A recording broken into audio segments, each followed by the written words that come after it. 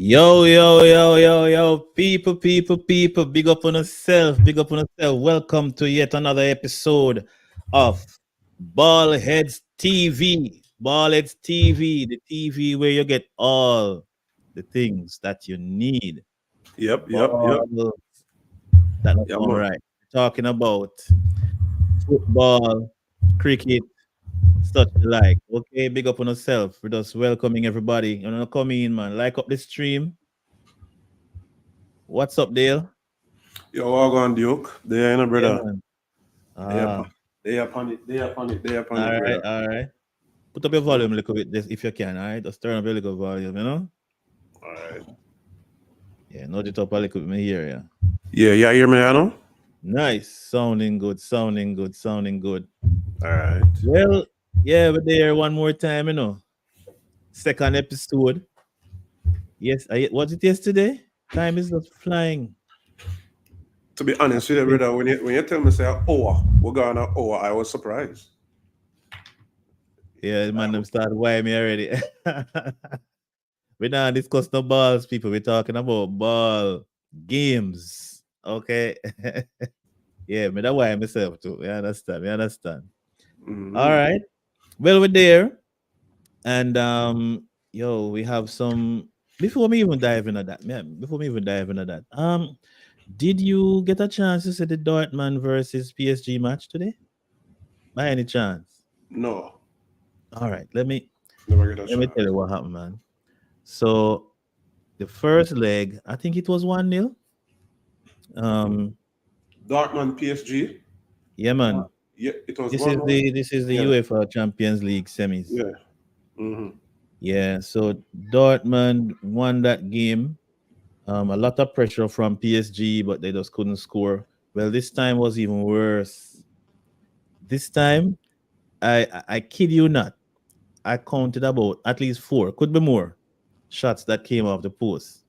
Every single time that PSG kicked the ball, it's like you have more post than goal. You understand? They like the post bigger than the goal. So I don't understand where they go on. So you call that the 13 and the 14th man. Man, it was hilarious. You just know that them not gonna score. Yeah. All the chances what them have, nothing never go in. Me see one time, two time. Me see Kylian Mbappe run, make a good run, you know. Mm-hmm. This is in the box now, you know. And it's like a dopey pulley man down, brother. The man just dropping at the box, no penalty or nothing. Mbappe. Yeah. Wow. So, I don't believe in Hobia, but boy, this one of the closest me see come to it. Yeah. So that, Boy, it will appear. Hold on a mm, second. It will appear as if, boy, some kind of misfortune. I follow PSG. They can't do it. yeah, from ever since. Not true. I don't know what it is. They just can't do it. They get the greats, team up, and can't do it.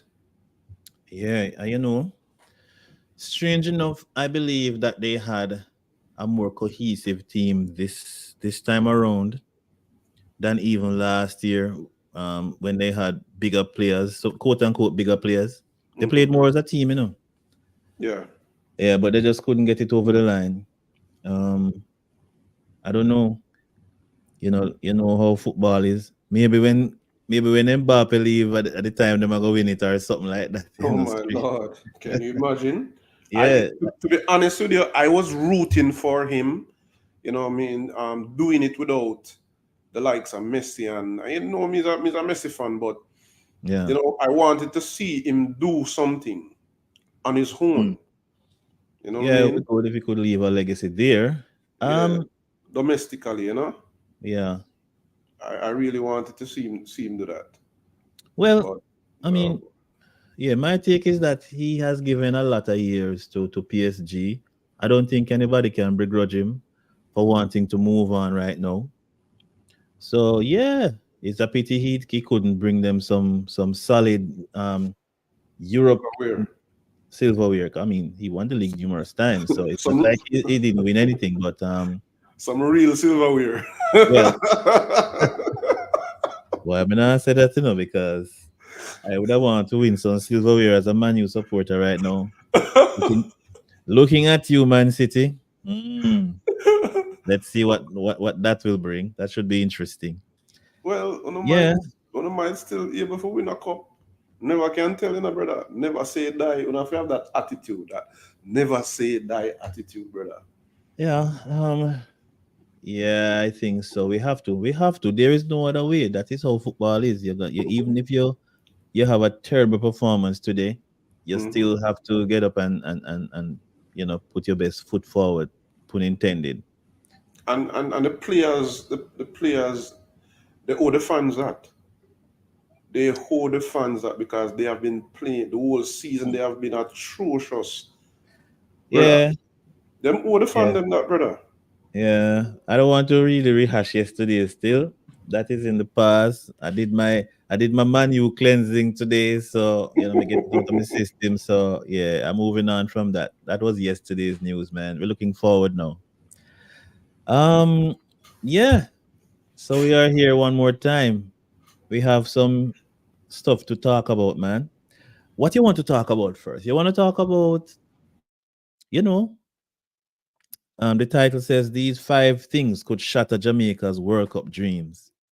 And we also will talk about a little bit about Mason Greenwood, and I'm sure there are other things. By the way, we are inviting anybody who wants to chime in to feel free to do so. We have a line. You can call us on WhatsApp. You could even call us directly. It will still work, but that is what it is. Um, I hit the yeah, like as you come in, people. Just hit the like and the subscription, but more than anything else, give us some likes. You know what I mean? yeah, New we're trying to. platform and thing. We try a thing, and we only Yeah, can do it if we get the support. yeah, man. Thanks for that, people. So, all right. I think let's go into the five things that could shatter Mm, Jamaica's World Cup dreams first. Um, was thinking about that long and hard. We have been trying to qualify for the World Cup for since 1998. We did it under Rene Simoes. mm-hmm. We have not been able to do it since. And I think we might be in danger if we're not careful to run into the same roadblock. The last World Cup campaign, for example, to me, we had the team to do it. but we couldn't seem to get it over the line.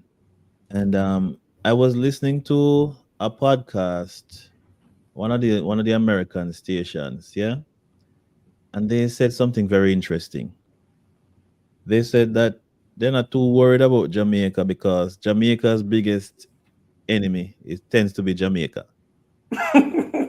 Yeah, and I found it instructive because that is absolutely true.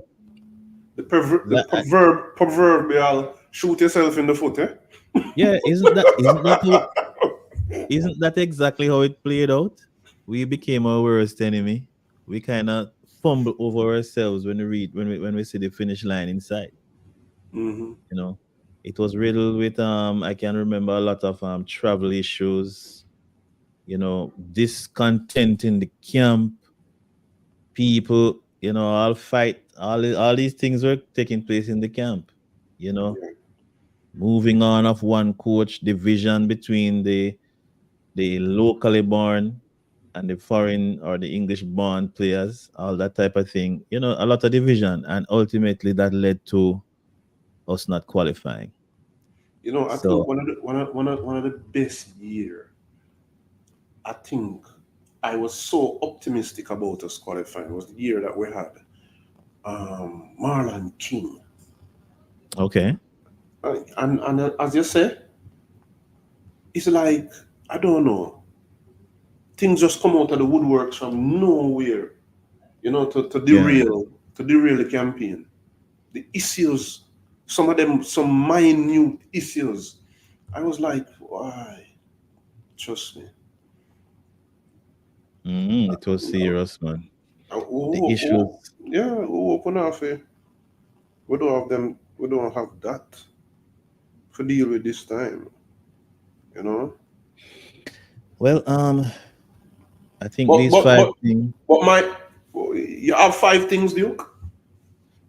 Yeah, we stop it Yeah. at five. It could be more, All but right. these are five things that I have identified that could be potential roadblocks to Mm-hmm. us that are really in danger of happening. Um, Let me mention the first one, and we can talk about that a little bit. So I see the first one as xenophobia. Yeah, I Yeah, we think get, yeah, we get the people the meaning, xenophobia, the pretty meaning of big brother. word. Pretty big word, man. What does to be xenophobic? Fear or hatred of strangers or foreigners. You know, we can't. If we are true to ourselves, we have to admit that Jamaica, as well as much as well as it relates to football, has been quite xenophobic in their approach over the years, leading up to now. There is, I just mentioned it. There has been division between the locally born talent and the foreign-based talent. Some people are saying the local born players should be the people playing for the country. Where are these foreigners coming from? They should get them out of the team because they're coming here to take our spots. We need to see the local people because the local people should be able to qualify for the World Cup. You have Mm-hmm. that camp, and then you have the other camp that is saying we can't do it alone because time and time again we have tried. We have assembled local squads that we think they look good. Players that are playing in the local league, but when they go overseas or meet overseas opposition, they crumble. We can remember a big 8-0 from France, for example. I mean, look at the World Cups. Um, other competitions that we have been in, we have not been able to any large extent dominate any teams with the local based players. That is what one camp is saying. And I think somewhere in that the infighting, between the two camps can cause division to the extent where it derails the campaign. What do you think?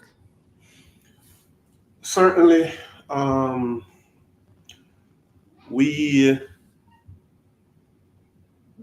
we a precedent was set when we went to the World Cup in '98, and it is, and as you clearly say, you know, it shows that on the world stage, and the reality is that is that on the world stage, it is Mm-hmm. different. You need to be able to produce players, style of play that is close, that replicates what we see on the world scene, and therefore we have to go for persons who are playing in the clubs where those levels of players are at. Mm. You know what I mean? So Okay. Okay. so we just have to be we the Jamaican public, we have to just call a spade a spade. You know what I mean? Yes, we want the local players to be involved. You Mm-hmm. understand me? And but they all can't be involved at the same time if we're serious about qualifying. You know what I mean? Okay. The Jamaican league is not comparable to the championship in England. Mm. You understand me? Okay. Okay. It's not. So, so You know you're what I mean? we're talking about the quality of the league locally Yeah. is how far do you think that at any point in time in the foreseeable future the local league will be at a standard where we can use only players from that league? Is that something you think we should be looking towards, or forget about something like that? I Yeah. think as a small Caribbean country of 3 million or close to 3 million people, Hmm. um, it's a stretch. It's like euphoria. Yeah. You know what I mean? It's impossible. You know what I mean? Hmm. We're going up against countries with hundreds of millions of people. True. You understand me? True. Um, and so therefore, I the diaspora is the extension of Hmm. Jamaica. That is how I look at it. The diaspora is the extension of our little island. Okay. Okay. I get And, what you're and saying. yeah, we have to see it that way. And so Mm. it lends us the opportunity to be able to have much more to pick at. Okay. You know, Well. but don't look at Mm. it as the diaspora being um, different, and then we develop this indifference towards it. It is an Yeah. extension. It is an extension of us. Yeah. 100%, man. Mhm. And I mean, in some ways, I raised this, but you kind of preach into the choir because I am fully convinced that at no point in the near future, or should we even try, to be honest, to try to put Jamaica in this landmass that is surrounded by water. Jamaica is bigger than that.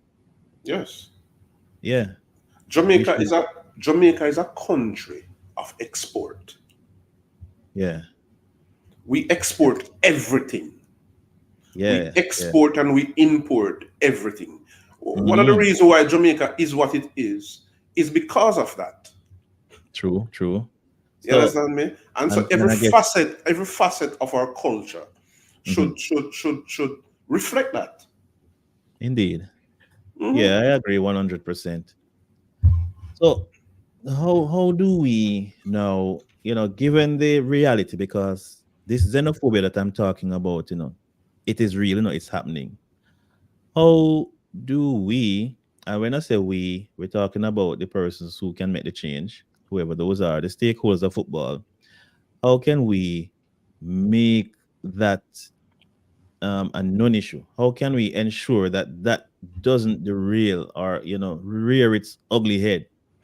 What can we do to mitigate against this xenophobia that is threatening our football?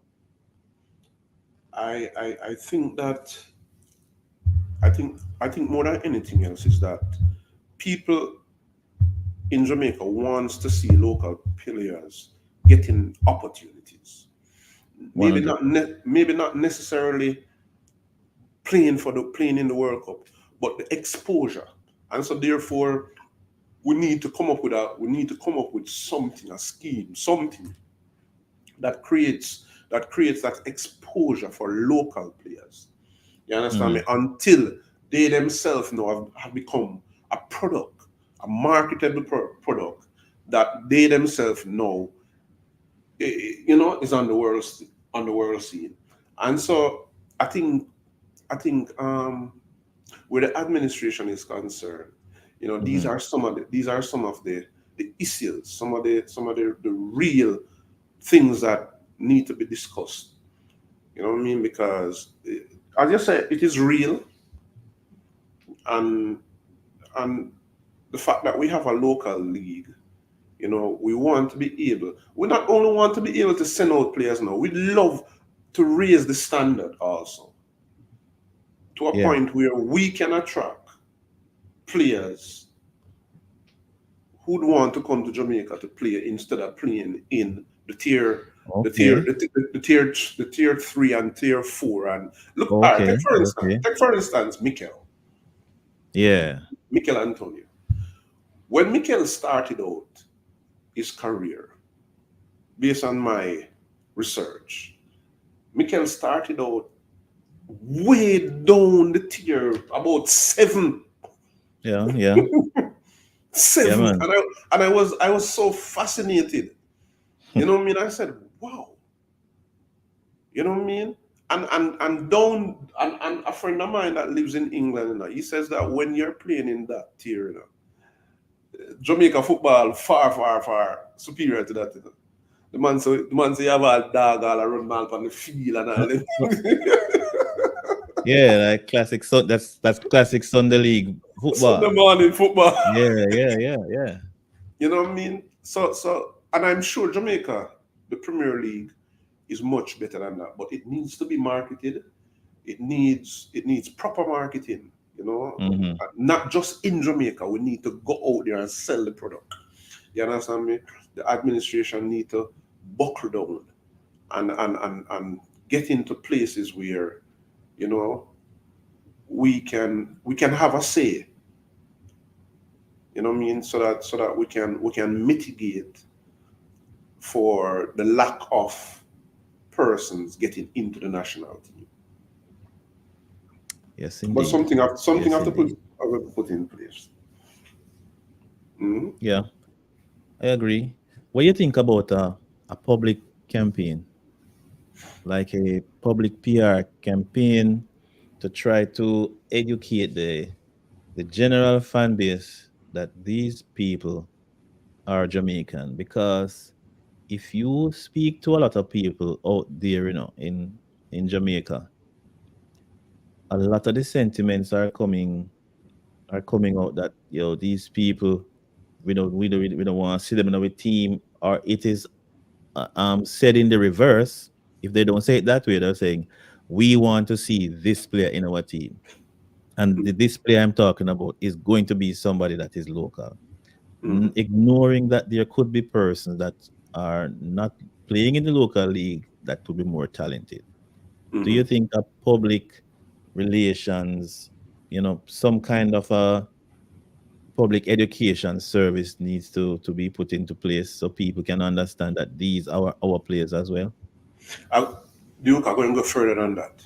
Mm, I think that events should be staged. Events that are staged, the JFF should find a way of bringing the players who they're scouting to represent the island to come and to mingle with the locals.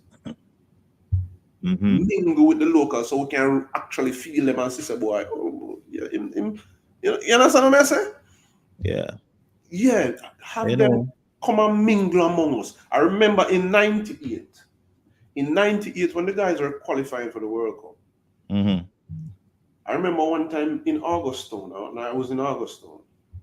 That's where we come from, Augustone. Big up everybody from Augustone, you know what I mean? Anybody Yeah. where I Big watch up from myself. Augustone, you know what I mean?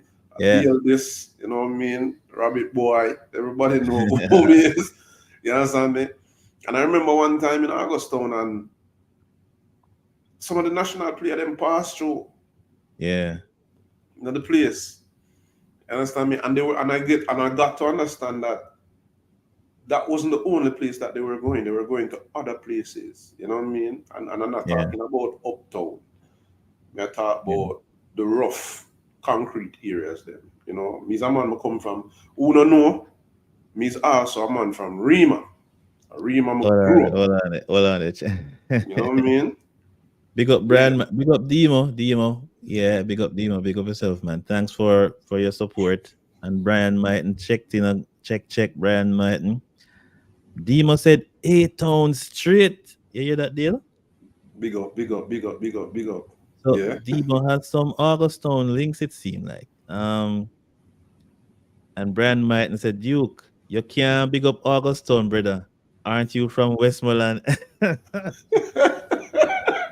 Brian Martin, He wouldn't understand.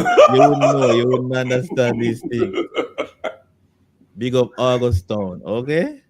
Yeah, man, for Just big up let's put August, it that way. I have a man. August town link. You'd be surprised, you know. Yeah, man, but the man them that travel all over the place. And as I say, Rima, same way. Man them from 4th Street. 4th Street me come Mhm. from. You know, man, Miss Edflin, grandmother. You know what You I hear mean? that? Big up all of the people them from 4th Street and thing. Yeah, man All from over Rima. we know Hermitage, You see all me I our say? Hermitage. We know Bryce Hill. We know them place, you know. Yeah, man, that's where we come from, man. So, you know, big up my brethren them, Alvin, and all of them man there. Okay. But as me I said, the man them there was this level of what would I say? The right word. They brought it local. Because the reality is that not everybody can go to the national stadium. But Yeah. everybody has a sense of pride when it comes onto the national team. And we need to find ways of bridging that, you know what I Mm-hmm. mean, and make the people them feel a part of the thing. You know what I mean? Them feel definitely, but as definitely what you're saying, PR is very important. It is Yeah, very most important to definitely. sell the program. You know, I heard Ryan Ellis. Big up yourself. Listen to you all the while, brother. I'm get to find out say he's a real man like myself. Um, me hear Ryan I say, what do you say? He mean I like to see our ear. So when you land at Jamaica, you come through the airport, you see some big billboard. You know what I mean? Maybe I go even further as showing the exploits, not just from '98, but most recent, in the Gold Cup and in the National League, the Mm-hmm. Nations Cup we just played a while ago, and then going into showing the vision where we're planning to go. Okay. So definitely PR plays a massive role in integrating these players and causing the locals to feel to lose that xenophobia rather. Yeah. Yeah. You know what Let I me tell mean? you something. I I think that PR has always been since captain, was is not at the helm. PR has taken a big knock. I remember when captain was in charge, the PR was way better. I remember listening to the radio. There were a lot of interviews taking place.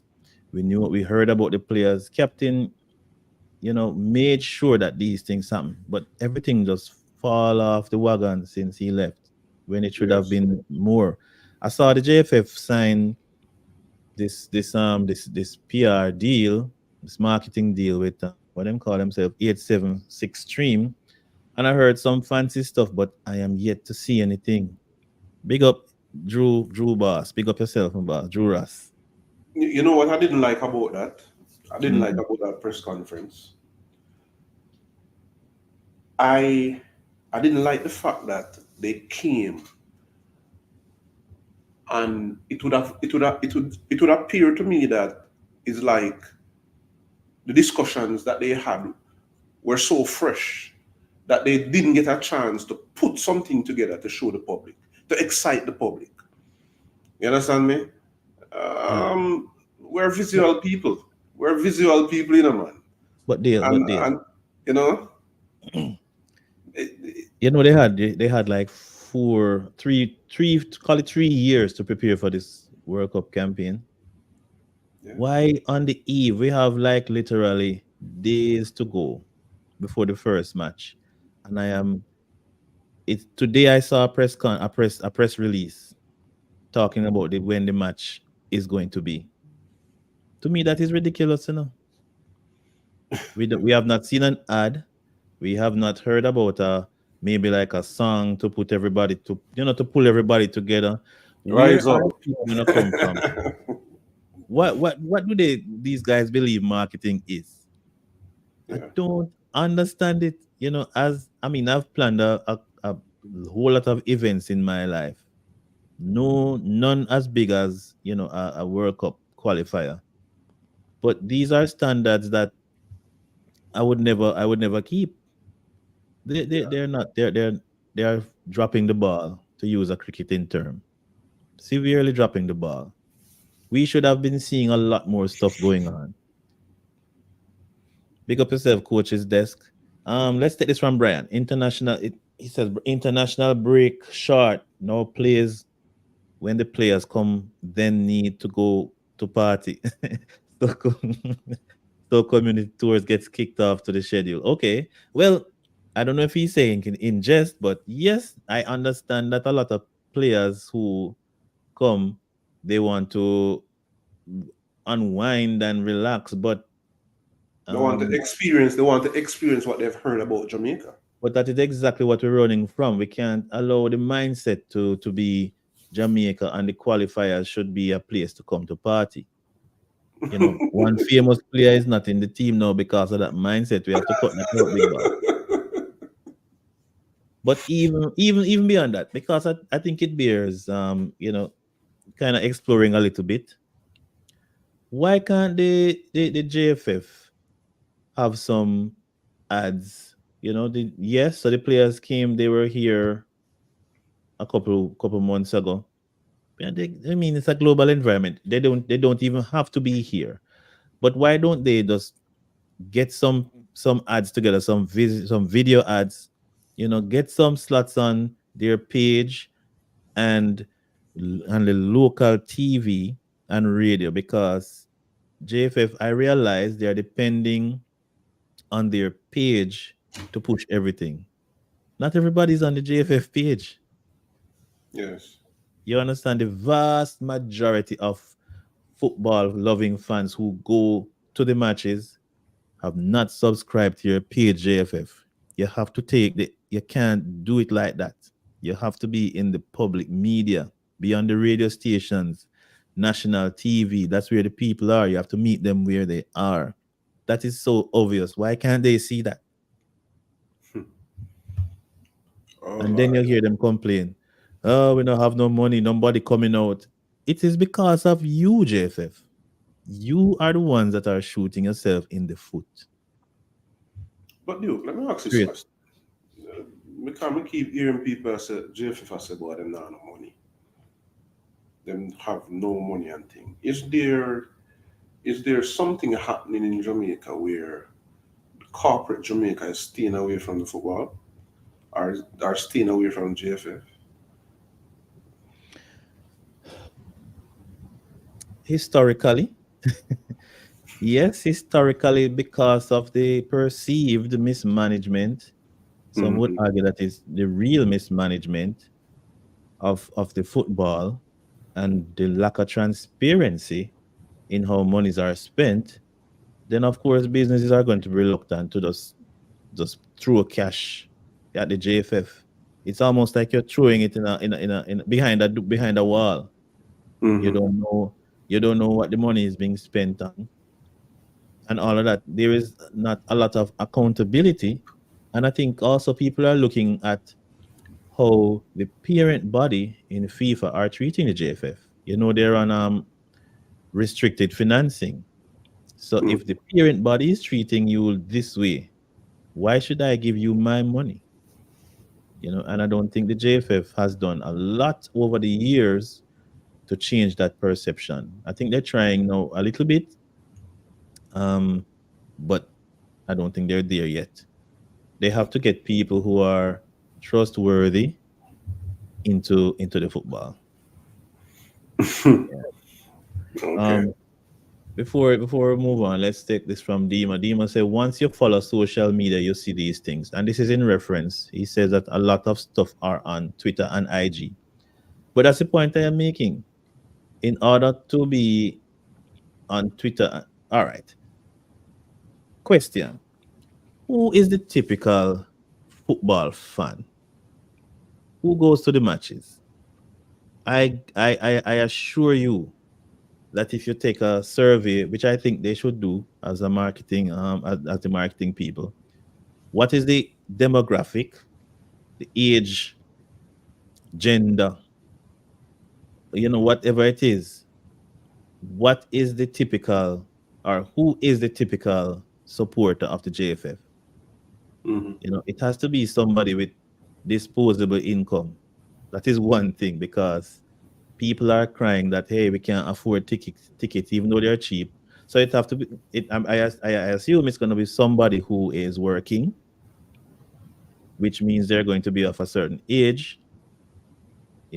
Maybe they drive, or these are some things to think about, and then you market to those people. I don't know if the persons who are clicking through Twitter and Instagram are necessarily people who are going through the turnstiles at the match.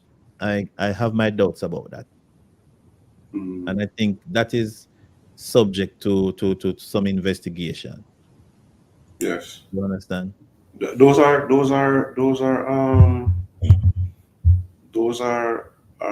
numbers that the JFF should be able to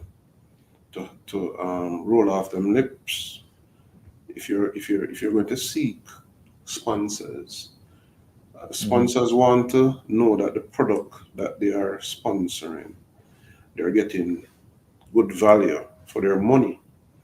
Yeah, And if you can't show these things, if you can't show them definitively that people will come because of surveys we have done and all them things. Because, and as I say, that speaks to the business side of the thing. hmm, And JFF need to get that going. That is something that definitely need to get going, brother.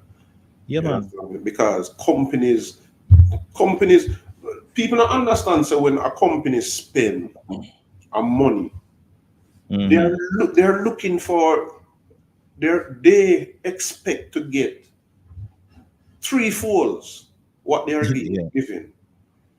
You yeah, understand? Yeah. And in order for them to get that, and in order for you to get from them, you have to be able to convince them. You understand me? yeah. You have to be One able to hundred percent, man. convince them. You understand me? I would even go as far if I was in the JFF to even go to the sponsors and just to show us a level of transparency. To even say to them, say, give us money incrementally Hmm. Hmm. instead of giving us this big money and hold us accountable, and it lends to some level of accountability. Yep, yep. To me, the first order of business, if I were the JFF, if I get this marketing company to come in and to increase or to provide some marketing service, the first thing I would say to them, guys, tell me who is my market. You understand? Because I want to know who to target. Because this scattergun approach, or they just throw it on the web and expect that people will come. That's not how marketing works. You know, the marketer will tell you that. So it You know, seems you like have to have a multifaceted approach. we need to do a marketing 101 course. Marketing, you know, yeah, you think it's joke, but you know, sometimes you wonder how what these people, you know, what these people are up to. It is so obvious to me that you Yeah, have to know who you're marketing to. You need to know who you're selling your product so you can tailor it to meet their needs. definitely. That is very Yeah. important. So Duke, so I don't know if I would say so one of the thing that could derail our road to the Mm. Americas is mismanagement of funds. Mismanagement of funds in the JFF. Mm-hmm. Because without the funds we can't go nowhere. Yeah, man. For You sure. For understand me? sure. Yeah, Mismanagement see, of the funds. Dima says TV ads won't change that. We don't have a football culture. We How do don't have a football culture. you know Well, I I want Dima to elaborate more on that still. But yeah, because I want to know what is a football culture. all right. I want to Because know. This is something that people just spew out of their mouth. We don't have a footballing culture, and I'm not saying that I agree or disagree. But what is a footballing culture? Because probably that is where the problem is. We don't know how or what this looks like. all right. If I should say something about that. So hold on, Duke. So Mm, whoever the people in the comment section, you know what I mean?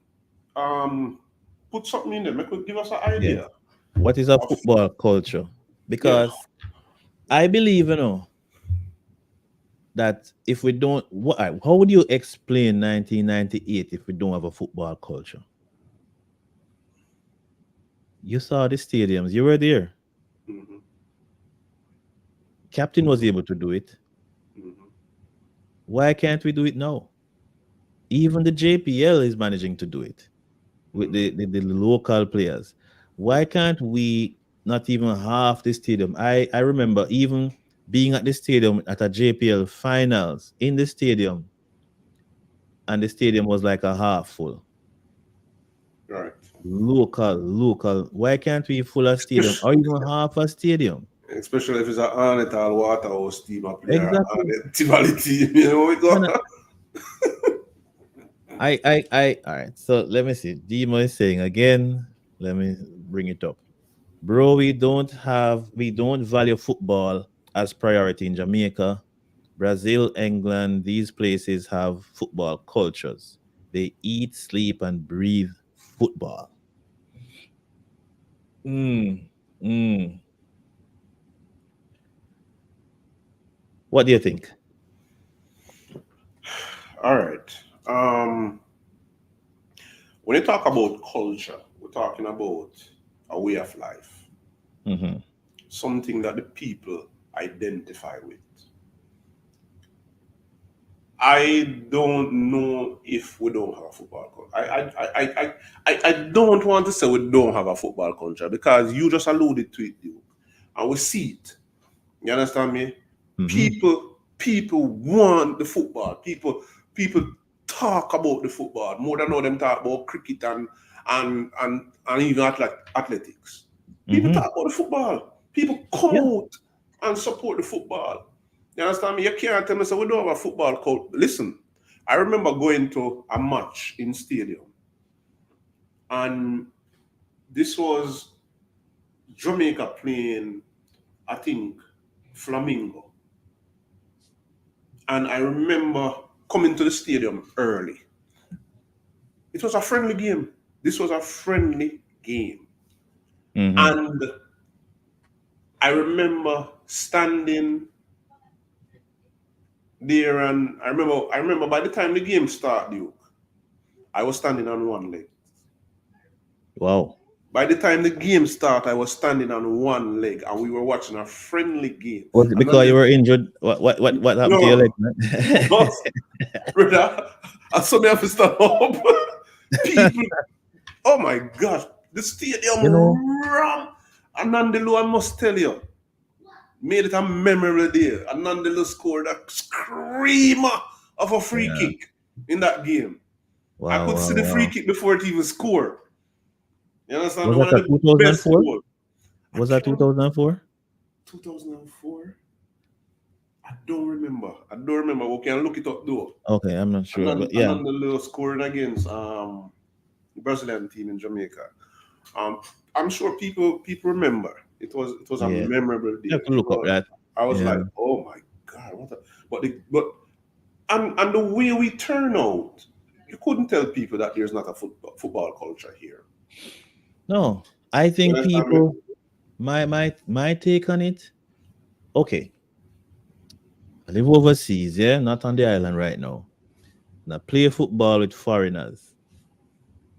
I probably can say yes, there is a little bit more support I see from maybe like the Latinos.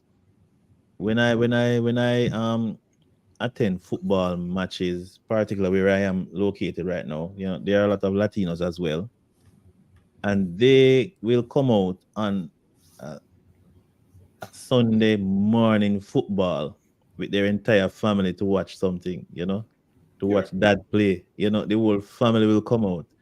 So yeah, yes, I can understand it from that perspective, but I don't think that's a football culture. I think that's a culture of just bringing out the family right. to everywhere.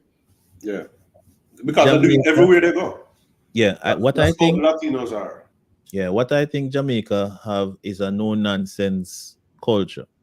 It's a culture that will back you up on stage if you not perform good. So if them not stand up for foolishness, so if foolishness are going, if them things say the administration not going on right, they will not turn up. That is what I believe is happening. So I don't see it. I can't just throw up my hand and say we don't have a football culture, so the people won't come out. That has been proven wrong time and time again. And that is the challenge. You have to see that as a challenge. You can't just say, we can't do anything about it, which what or ignore it, which is what I have been seeing the JFF been doing for quite a while now. I am mildly hopeful that the 876 deal will change that. I have not seen anything tangible yet, to be honest. I'm eagerly awaiting the first match in June, but I think that something should have started already. It's cutting it too close. How are we going to fill the stadium when nobody knows about the match? Duke, when we look at schoolboy football and how attractive schoolboy football is, when you look and see the people coming out to participate in schoolboy football island Hmm. wide, doesn't that speak to a culture of football? Yeah, it's What right else? there. What else could You it don't be? need you don't need to say anything else. Schoolboy football, Hmm. What else could it be? and that is promoted. Of course. Schoolboy football is promoted. People turn out to watch schoolboy football, Hmm. and I think the JFF has so much marketing gold at their disposal. It kind Yeah. of pain my heart to say they're doing nothing with all of this that they have. It's to me, it's not a difficult thing to market the Reggae Boys. The Reggae And Boys probably are one of the most popular teams in the world. If you do a poll, people love the Reggae Boys. yeah. Hmm. Yes. One of the and it goes back to a question that you asked earlier about, you know, the whole xenophobia and all of that, and a way to bridge that and a way to create inclusiveness is to ensure that whenever we put together a national team, we Hmm. have enough local representatives, even if them now get a chance to run out. But you know what I mean? Call them up. You know what I mean? Call them up. You use the opportunity to market the local players also. So it's a Okay. mixture. It's a mixture of things that we need to do. Because I remember days when you used to have some players from down west when they're the national program. A bus up and bus up. Me a talk, and you never had a lot of players coming from West. You never know. But if you have one or two players from the West, when you look and see the amount of bus and the amount of countryman, I come to the stadium, brother. You understand me? Sometimes I was even of the view at one point and said, why? It come like countryman them love football more than town man them. Yeah, man, a real talk, man, a real talk. When you look and We see have the to get back to those times, man. I think one of the problem, brethren who spoke about not having the culture, is that a culture is something that is replicated, that keeps that is in the eyes of the people, something that is practiced over and over and over. And so Nail on in the order head, man. yeah man, and so therefore in order for us to maintain There you the go. culture, we have to put ourselves in a position where it is always in the eyes of the people, always in Yeah. front of the people. You understand And me? We have to find JFF have to find creative ways of playing football right round the, we're not supposed to stop playing football, brother. Right round the year, we'll find some ways to break. You know what I mean? but again, I don't think it's a lack of enough ball being played. Football is being played, but when it's being played, who is seeing it? Yeah. When Yes. if it's almost like if you don't see it, it didn't happen. Yes. That is Yes. what is happening. That is true. That is a very good point, Duke. Yeah. That is a very good point. Because I've been island wide and I've seen football all over.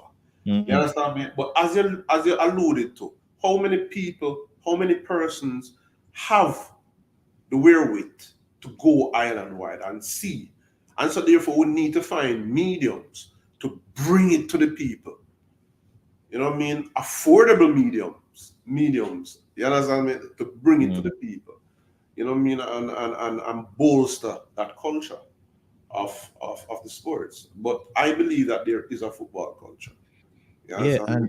and it begs I another do believe. question. I have a question about culture.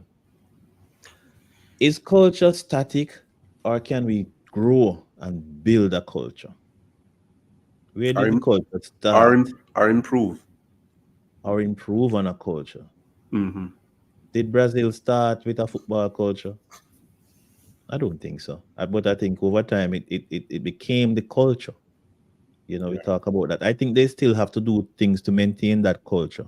And if they don't, the culture will degrade. But I think also the emphasis that we place on whatever it is that we're promoting. Look at dancehall. Hmm. Look at the promotion for dancehall. Look at the promotion when there was Sunfest and all of them things. Then, as you rightfully said, JFF somehow it's either we need to take the people that were in a entertainment, I mean music, and make them start and give them the Yeah, promotion rights to yeah, run with the football by because far. they seem to be doing a better job at Yeah, promotion. understand. Just give it to them, man.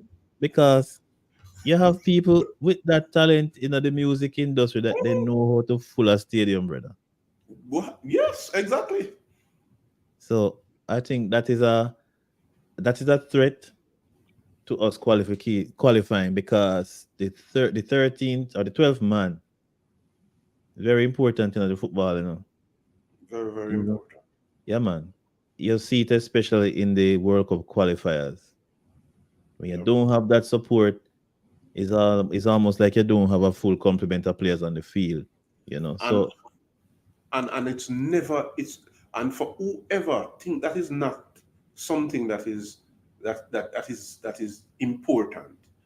I remember a player giving a testimony of him going to Honduras to play,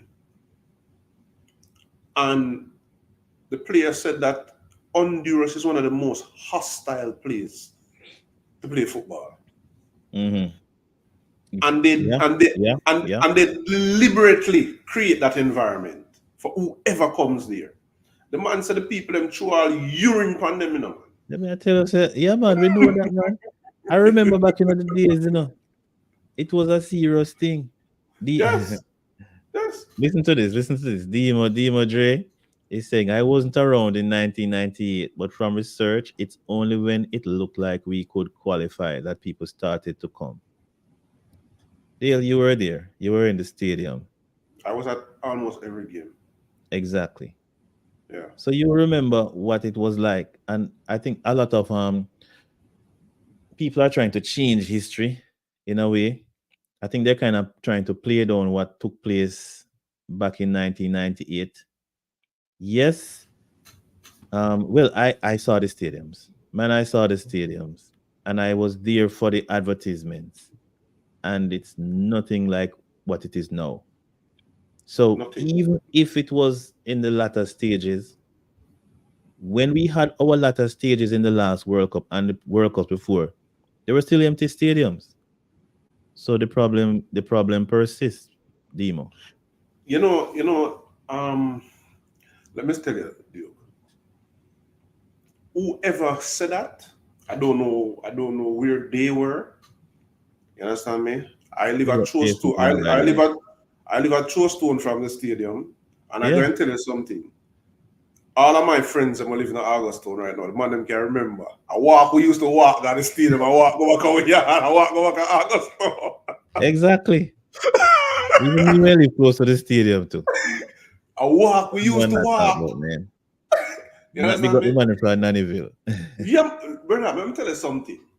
Stadium, there was something in the air, and we the people could have felt it. Listen, when you turn on your TV, Yep. it was Road to France. That was it. When you Road to walk France. anywhere you go, Road to France, Yeah, Road to France, I Road remember to it. France.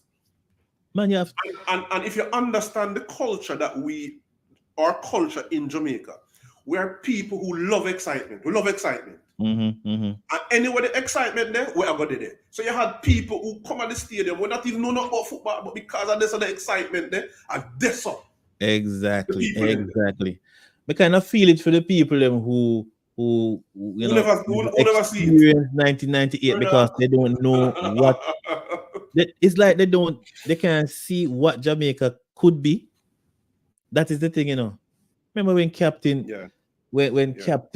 captain are rolling when stadium full, they say the helicopter when they land to, brother. Of course. Duke, you, you, you Big know, something, you know, man. you know, when I knew that Jamaica actually love football and that when people say there's no culture, I remember when we qualified now. I remember that final whistling, brother. And I remember looking to my left, to my right, and see some people break down their tears now. It's like a God are coming, brother. When Mm-hmm, we see mm-hmm. Tapa run on the field and I'm looking at it like it happened yesterday. When we see Tapa run on the field with the flag and start running, I tell us, brother. Even me myself, I was so moved. I never cry, but I was so moved. I remember I was static Yeah. in my seat. When I'm a virgin, often nudge me and say, yo, when I leave, brother, because the place did so wrong. Yeah, man. That And that and can't and be and, denied. That and, cannot and, be and, denied, man. and we need to bring back that feeling. And Yeah. we need to go out. These people need to go out and promote it. You know Yeah. what I mean? We're here talking, Duke. I mean, I hope to God say we're not beat JFF. We're just saying that, these are some of the things that would help. You know what I Yeah. mean? And as you rightfully say, we are days away from a game, and we're not feeling it. No, we're not feeling it. It's We're not feeling it. cold. It's the Yeah. trail is cold, JFF. I mean, we had Road to France. What do we have now? What do we call what we're having now? I don't know it. Mm-mm. No. we can be a million times better than what we're doing, man. So I just hope this 876 stream thing is just not something that dies by the wayside. I hope to God I see something like coming out very, very soon. I want something to rally behind. I think may have to big up the YouTube people, may have to big up the YouTubers because I think, and I said it recently to some people. If it was not for the YouTube space, right Yes. now the football that I don't know what happened to the football. I think when the story of Jamaica's football is being told, there should be a chapter for the YouTubers and how they managed to change the football trajectory of Jamaica for the better. And they did so by applying a lot of pressure on the authorities, by showing up their incompetencies. We have seen a lot of changes.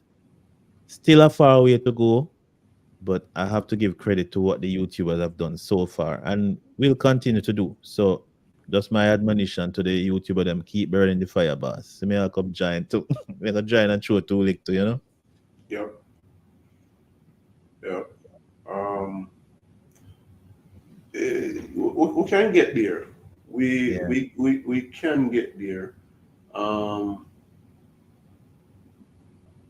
Jason Guna said the entire hexagonal, the stadium was at least 30,000 each match. yeah, man. People were saying it never full, but I mean, I know what them that see, brother. May I tell you the truth? I know what them that see. People Yeah. were saying the stadium. Listen, what would it? All right. Why would the stadium not be full? We were not. You know what they used to call the stadium at the time? They The used to office, call it man. the office. The office. We were not losing games there. Even though sometimes, me used to tell my friend them say, boy, anytime a serious time, a team want some point them will come get it because a lot of time me used to watch the games them and the teams and when they come, sometimes some of the most dominant players them not turn up. But anyway, we were able, you still have to come do it. And we were Mhm. able to defend the office and and there was pride in that. There was Right. pride. There was pride in it. You know what I That mean? that is what is Yeah, missing. That level of pride. Yeah, man, that level of pride. We need to know how to get back that level of pride. I think that's why I have to big up Rene Simoes because I think he came and showed us a different side of football. yeah. He showed us that it's not just kicking a ball, man. It's far bigger than that. It's the pride of your nation is at stake when you go out there. You're literally going to war, man.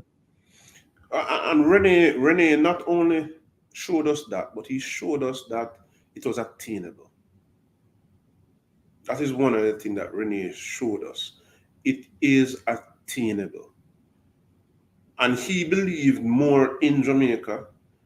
You understand me? I guess than anybody else. And at this point, at this juncture that we are at now, it is even more attainable. You understand me? Mhm, mhm, mhm. And we have to sell that to the people so that they can buy into it. But Rene showed us that it is attainable, and the players and the fans bought into it, and we got there. Yeah, most definitely. So, Let's so take I some would. comments. So, Let's take some so, comments before we get more beaten. Them a beat me. Say me I take specific comments, which is not true by the way. so I would say, Duke, a lack of promotion could be one of the spokes in the rim. Mhm. Massively, massively. Demo Dre again. 1 and 2 games isn't a football culture, boss. It's not showing a way of life.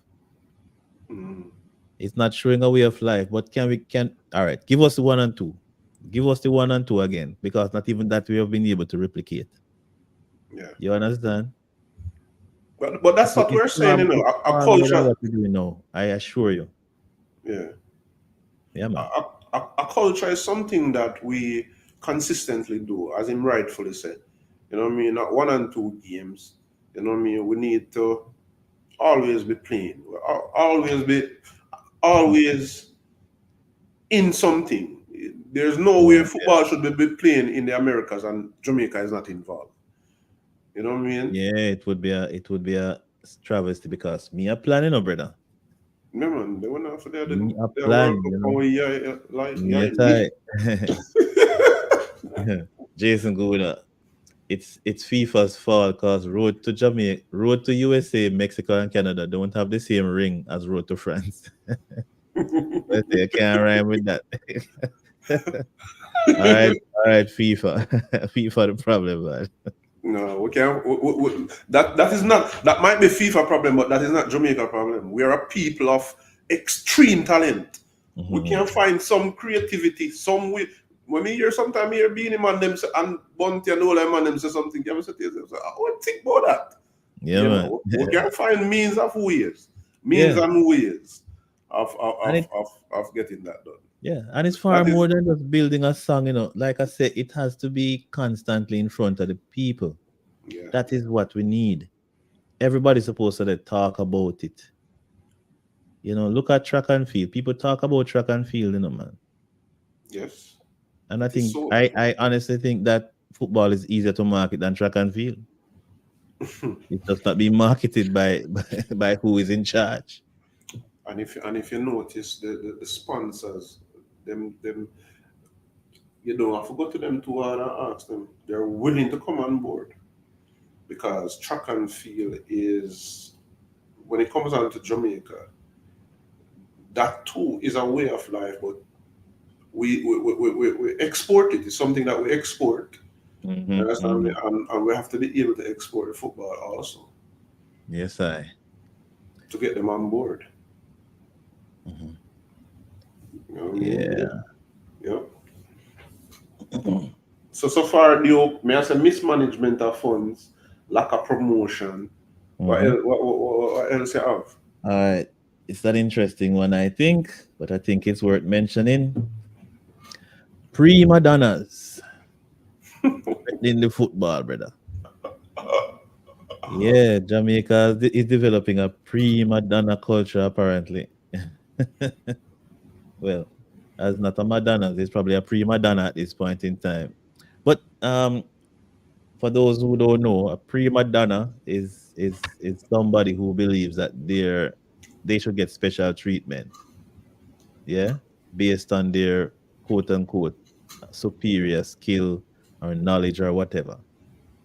So, you know, it's no secret who me I talk about right now.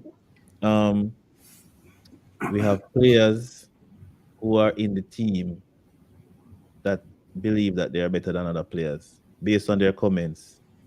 You know, we hear Leon Bailey saying that if Jamaica could only get a team together, you know, just get some other players, you know, some good players along with me, and then we'll do the thing. As if the players that are there are not good enough. And to me, that smacks of, you know, a Primadonna behavior. You know, he wants to be separate and apart from the team. And I think it's creating a lot of division in the team. I don't know if we have the same views on this. You know, is it creating a division in the team, or is it creating a division in the space, the media space? So when I said no, man, it's creating a division in the team. Remember, the man is not in the team right now, you know. So at least him and the coaching staff are not seeing eye to eye. Oh, so you're not talking division as it pertains to the players. Hold on, I think we're getting a caller. Let me see if I can answer this one. Caller, can you hear me? Hello? Yes, boss. Hey, big up, Dima. What's up, man? Loud and clear, boss. Loud and clear. Thanks for the call, man. You can hear Dale? Yeah, man. Loud and clear. You know, good move for you guys. Just bless up the channel and stuff. Yeah, man. Respect for that. Give thanks, man. Give thanks. A while ago. I just get in and get the chance to call right now. So I just want to get back to the footballing culture quickly, so we can get to move. Okay. Zine. So the examples that I gave in terms of England and Brazil and Spain and them kind of places, who literally he eat, sleep, and breathe football. You guys really think that Jamaica have that same energy and strive when it comes to football. That because that me know as a football culture. Like you go Okay. up on the beach, you see the Brazilian them will play a ball. You go on the every corner, you see them will play a ball. And there is no World Cup that is happening or qualifiers that is happening in their stadium that are gonna have no seat empty. Them have to support the stadium, them ram and all of them stuff. You don't think say Jamaica have that as a culture All right. in terms of football. Let me ask you something. Does Canada have a football culture? Or US? I mean, me never really research and see about Canada and stuff like that. But me see so them stadium full when time them them get for qualify Yeah, for World Cup. and US too. Don't forget US. US a Yeah. basketball country, but they are developing their stadiums are full. So Baseball more so. yeah, So it's like we have a culture of wagonists. And so, like me say, me research in 1980, because I was 8 years old when that was going on. I never know nothing about football like that, mhm. right? And and I am telling you from my research and asking people leading up to the games who could actually qualify, a 20 people and the dog them there at the stadium. When No time is man. final, so yo, we have a chance to qualify now. Because when people did actually start, people start actually say, oh, we have a chance to make it, see, there's something big can happen. And Renee Simoes was the one who was trying to instill a culture in a Jamaican, because the man come from a culture in Brazil where football is a culture, it's a way of life for him. So that's why you have prayer. The man that carry football in a church to say, yeah, yo, listen, you have to pray for the ball again, make this a spiritual thing. Like that is to me is a football culture. If you're there stadium, no one you're there watching match and stand up and try blow a vuvuzela or whatever. People tell you shut up and put on the vuvuzela and make you watch a match. Sit down where you do. Like that is not a football culture, bro. All right. Let me say something. Let me say something there. Yeah, say something there. Say something to Bossy, let me explain something to you. As a youth, I grew up in the ghetto and thing. I remember Me can't hear me no. Yeah, yeah, hear me now? No, me can't hear him. None at all. If him not talk. None at all. See, I don't know what will cause that now, Let me see. Alright. Let me just watch it on YouTube then and see All right, all right, if me all can. right. All right, we respond to that. Yeah, so- Yeah, man. Big up All right, fam. give thanks to the call, brother. Give thanks to no, the me call. go watch it from my other phone to answer him when him say something, Oh, Me still okay, not okay, okay, okay. All right, go on talk then, Dale. Yeah, in response to what the players say and thing, I think that is people are being misled where that is concerned. I remember 98, I was playing under 20s for Augustone. And when I was playing under 20s, I was playing against Bibi, and these guys were younger than me. A few years younger than me. I remember Bibi coming to Augustone to play us. I remember playing against Fuller and Teddy Mandem at Constant Spring in a semi-final game. But I remember Rene Simones coming into the communities. I'm going to tell you something. There's a baller from Augustone. We call him Pine. Named Jeremy. I think he's I can't remember his full name. But Pine, anybody. And Pine got an invitation to the national team. You know how? By playing skimmage. Simones was at skimmage competitions, Yeah. inviting out players, Mm-hmm. giving players invitation that he thought was good look good. And we have and because of that, what it engendered was that communities got involved because the boss come out with community and him choose one of our baller. Yeah. So when you tell me, say, boy, you hear say a dog and 10 people there, I like that, brother. Well, maybe at the onset, You but what we're understand me? saying is that, I mean, when I was growing up, um, matches were always supported more than they are. They, like, pre the Chris Williams, and his team, because I think they're bringing back football, but there was a period of time just before them that um, JPL matches, or the league, that what it was called at that time, was pretty much dead. 500 people going to the matches. I used to go every JPL match, man. So I know JPL inside and out. I used to be all over the place going JPL matches when it was not popular to do so. So yes, there was a time when there was a lull in the local league, but I also remember that when I was growing up, it was a lot more. It supported a lot more. So it was no strange thing for people to be at the local matches. The bigger matches, maybe there was a lull, as it relates to World Cup qualifiers and stuff. But Simoes, that man But made a difference. we're only looking at, I think we're only looking at the national program. But if we're Yeah, talking so about, so if we're so talking that's about what a I'm saying. cult, if we're talking To about a, me, Hold on. Rene Simoes, Mm-hmm.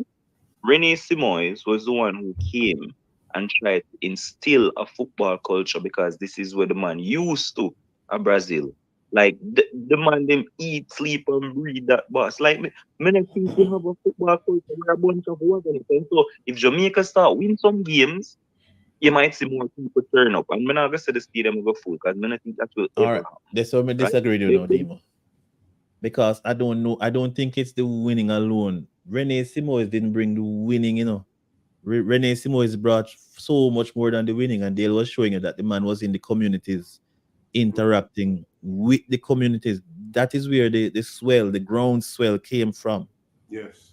You no, know. no, but I agree with that, and that may Okay. I say. That's what I have been saying in the comments, that we don't have a football culture.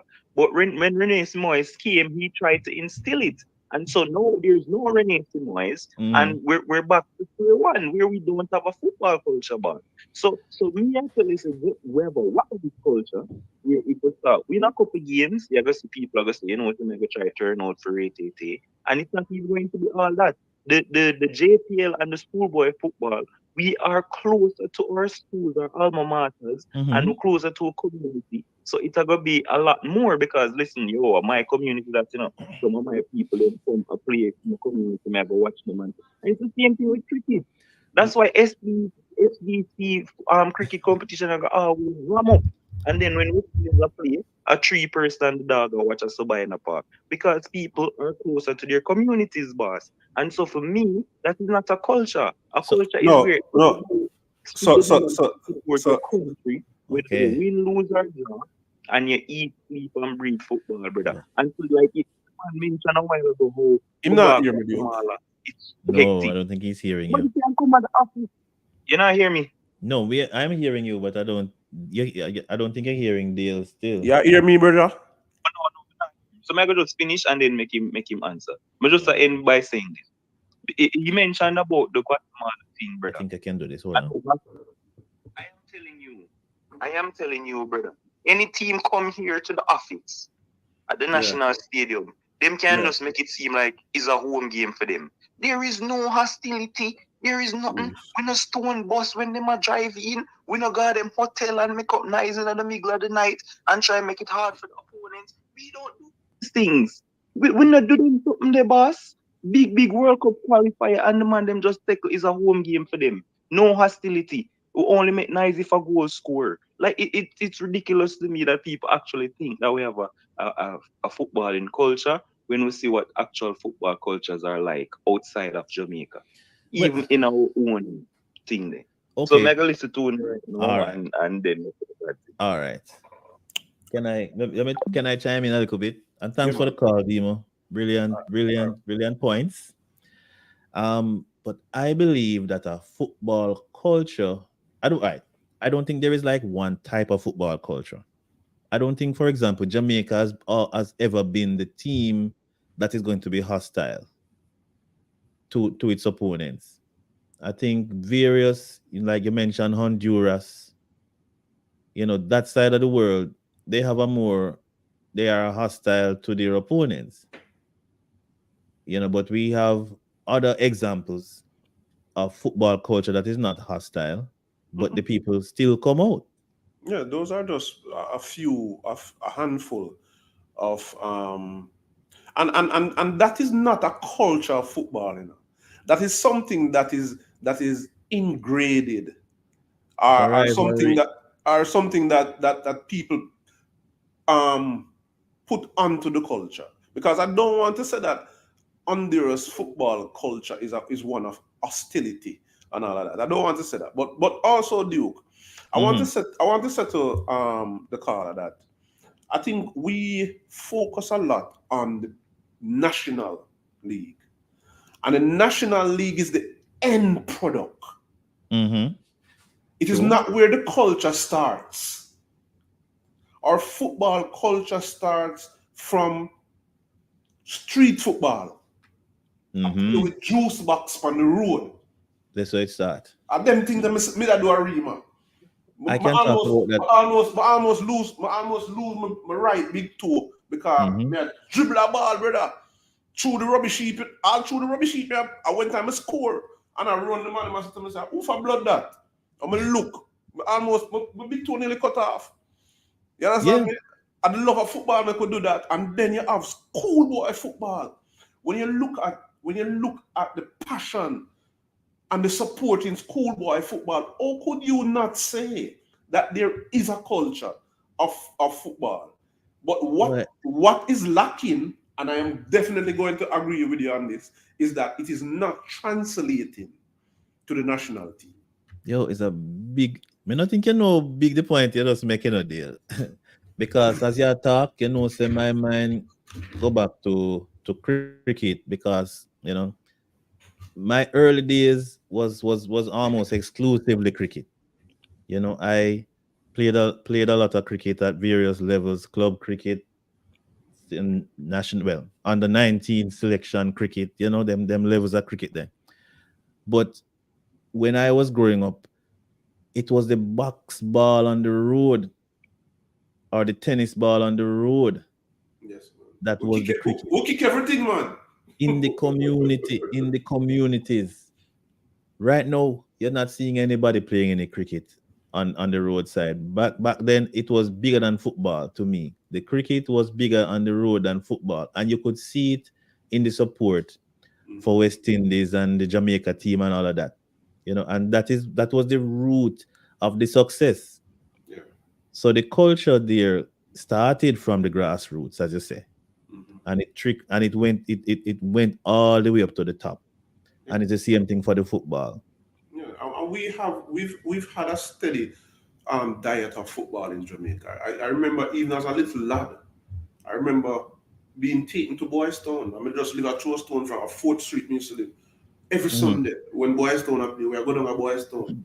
Go watch Yeah, Up Cover and the whole of them on there. And Carl Brown lived on 4th Street. Carl Brown's son, them, Nupsy and the whole of them. Me and yeah. them, a friend. We grew up together. We used to go to them house, go watch TV, go do all kind of things. You understand me? And we had a foot. There was always a steady diet of football.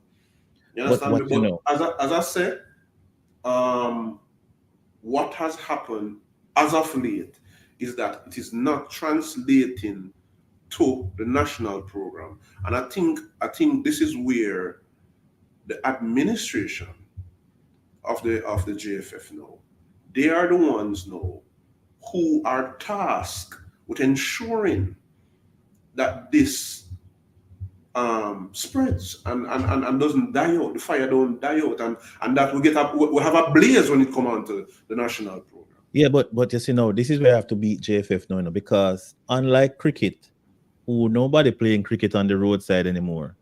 I think people still playing football to some extent on the roadside.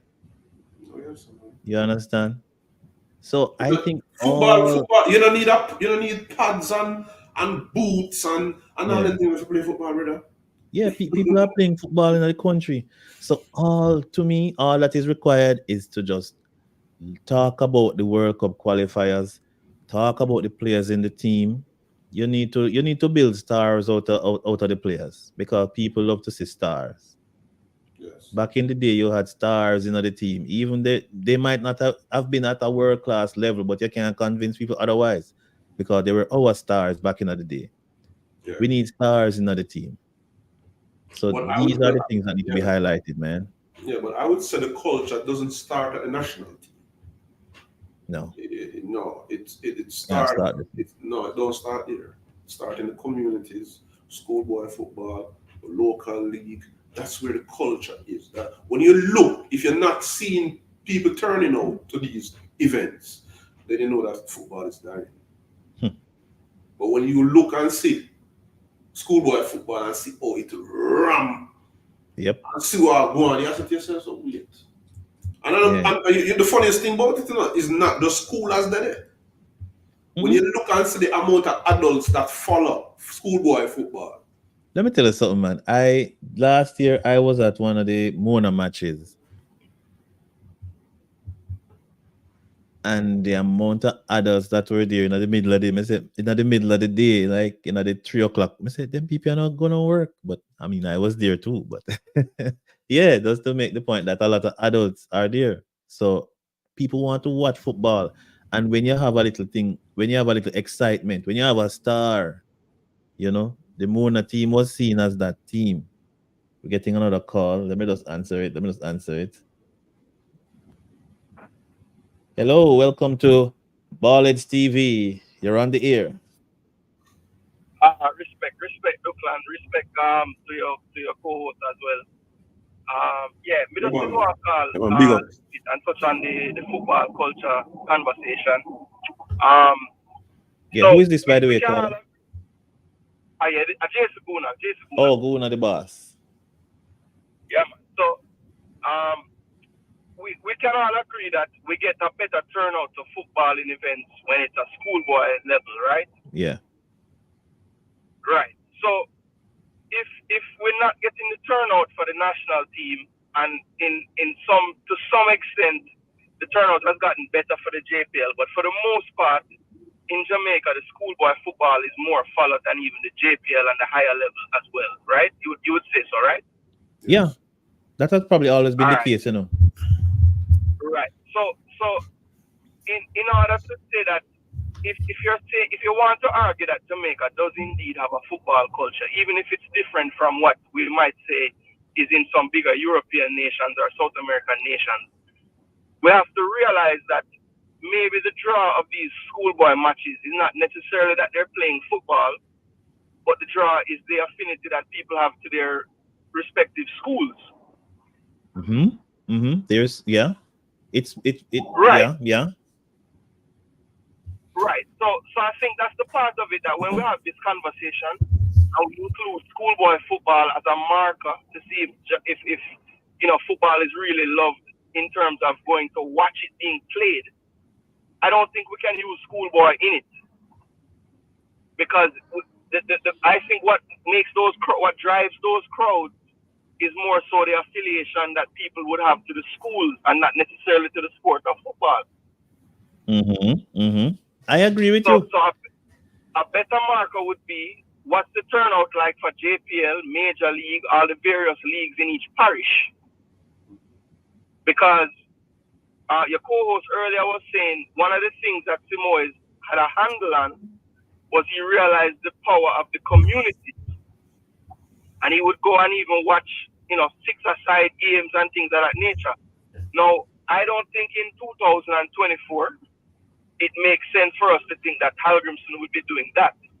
But what I will say is the JFF and the powers that run the football, the parish association, are they doing enough to get these communities out to these type of events? Because it's a trickle-down effect, If your parish, if people are coming to watch your major league, right, and you're getting them out for that quality of game, it should not be hard then when you're marketing for the national team to say, all lovers of football, you have been watching this entire season of whatever you're watching.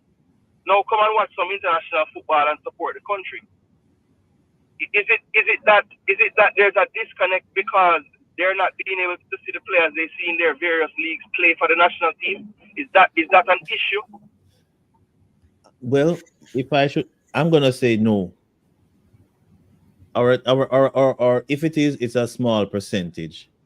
What I think and I think you alluded to it, that the opportunity presents itself when the JFF, if the JFF gets the communities, or not the JFF, maybe the parish leagues get the people out, then the JFF would have people to promote an international match too. And I think that's the problem. They're Right. falling down on the promotional side. So I think Exactly. that's where the disconnect is. The JFF are not putting it out on any medium, on the national media, and they're not promoting it at the parish or the club level either. So the people really don't know. It's this big assumption that everybody should know that a match is coming soon, and that is not the case. You have to tell them, and you have to tell them continuously. So here's my suggestion, right? And I don't know, hopefully this can get out there to whoever has the ability to make some changes. Right now I would say there's a heightened sense of football in Jamaica due to the fact that the JPL semifinals are going on. I want to ask a question. During either of the quarterfinal legs or the first semifinal leg, do you guys remember hearing the commentators mention the qualifier coming up? It would ring a bell. I can't recall that. Okay, because this is a part of the reason why I can't really take when I hear, boy, we're not getting the fans in the crowd because we don't have the money to market the games. Because there are opportunities there. If you are marketing to what you would call your football fans, the first place to market would be to football fans. Yeah, and we have there you had go. three straight nights of football where any fan of Jamaican football that follows JPL has been tuned in, watching on Sportsmax. Why is it that they haven't said that we have a World Cup qualifier on June 6th about 20 times in each of the broadcasts? That's and these are the little things that don't cost money. There you go. And we just let the opportunities pass and we're not forcing it down. For the life of me, I don't understand that. Brother, that is exactly what I'm trying to say too. They are not using even the free opportunities to market the football. They're just assuming that throw it up on your page a few days or a few hours before and people will come. And Jamaicans don't stay that way. I don't even think the party promoters are like that either. If we say we have a party culture, I don't think a party promoter even does that. Look, perfect example. I knew about Leon Bailey party before. yeah, No, exactly. See them? I mean, I'm joking, but I'm half being serious. Like, yeah, you're right. Party promoters do a damn good job in Jamaica. Mm-hmm. So I know that things can be marketed to the public and they turn out. Yeah. We need to lean on those type of people and see how they do it, because they're marketing to the same people with the same amount of money. Because every time it comes up that, boy, the ticket's too high, I don't buy that either. No. Because people will spend their money. If they want to do things, they'll find the money and do it. There is no. So, yeah, 100% agree. 100% agree. And I don't remember the exact cost, but you know that the ticket prices really haven't changed much over the years. They haven't changed much, especially the bleachers. I noticed that. I mean, the grandstand and the middle part has gone up a bit, but for those that are normally buying tickets for these games, obviously the bleachers has the bulk of the tickets, so that's where most people would buy. Mm-hmm. And those tickets have stayed pretty close. I mean, put it this way, it hasn't gone up the level that inflation has. Exactly. Yeah, I thought. Oh yeah, that was my little point on the football culture. I think sometimes we get so caught up in how the schoolboy games look, and we make that, trick us into believing that we have this culture of football fans. And I think that a lot of times those fans are, not that they don't like football, but I wouldn't call them necessarily football fans. They are fans of the bragging rights that are associated with the schoolboy competition. Mm-hmm. And them want to go and show the man them from that school, say, yeah, we're loud and proud and we're going to beat the team. It's more about that than the actual football itself. Yeah. And I think the true football fans that are there, to make sure that we're marketing to them. To them. And exactly, because those are the fans that I think were filling up the stadium back when I was a youth, going through with Samoas and everything. They were. I mean, I'm talking Duckland. When a match is at 12 o'clock, Mm-hmm. you see by about 10:30, at 25,000 people in there already, 20 to 25,000. Exactly. Here's somebody who is testifying that there wasn't just 5 So and 10 people in the stadium. Yeah. Those were actual football fans that understand the importance of, setting an atmosphere for when the other team are warm up and them get some serious boo and the DJ play some tune for make we go crazy and that was a different time, man. Different time. Yeah. And I can tell you, look, those games, people will say, boy, we just had a great team, that's why we qualified. Not saying the team wasn't great enough, but that atmosphere gained us points in that qualifiers. I can promise you that. 100%. I can promise you that. 100%. And if you talk to any of those guys from the USA, the Mexicos that played against us in that particular qualifying run, they will tell you the same thing. Mm-hmm. And anybody who is a coach now for those teams, when they come back, they probably say to their players, boy, you don't understand how easy you have it here, When I used to come here, we couldn't hear ourselves think. Yeah, man, it was a hostile environment. So right, it's so right, brother, so right. I've heard that from players. I've personally heard that from players. Look, all is not lost. I do think that I want to say that, as you said earlier, with the YouTube creators and everything, shedding more light on the shortcomings of some of the things and the way they do things. I have seen some change in the last 6 to 12 months. So I am going to have an open mind going into these qualifiers, and I don't want people to think if this game on June 6th looks like the games before, we should just say, boy, they never did a good job. I don't think, we'll see all the results of what they have been changing or trying to change in this first game. But I do think that they're trying to rectify some of the issues. So we have to just have a little bit of patience, and hopefully, if we get through these first couple of games and the next two next year, by the time we get into any other rounds, we'll start to see some semblance of what the office can look like. So that is my hope. Yeah. Yeah, respect, man. That sounds exactly as how I remembered it too. And the points are, excellently made as usual. Yeah, what can we say? JFF, advertise the thing, man. Yeah. Advertise it. Yeah, I heard one of you guys. Yeah, man. But Duckland, respect for taking the call, and your co-host, big up yourself as well. I'm going to go and take in the show. All right. Respect, man. Cool. Yeah, man. Yeah, Duke. Some salient points the caller just made a while ago. And I've thought about the whole thing about the schoolboy and the infinity, as he said, with supporters and schools. But I think to me that is to a lesser extent. I believe, and I'm convicted, because I'm going to tell you something. You have man where a grab a lock, the man them say, and the man them never go Calabar, brother. You understand me? Man them never go Calabar, boss. You understand me? You have man where I say Oak Road, and them never go Oak Road. You see me? I say, yeah, no, Missy, I'm not going to neither. Missy, all the woman them in them purple tie. Which one of them go KC? Yeah, but the point that he has made, there is some level of that.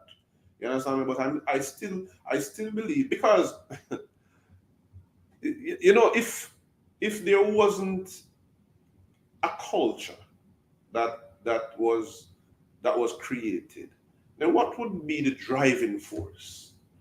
What would be driving it?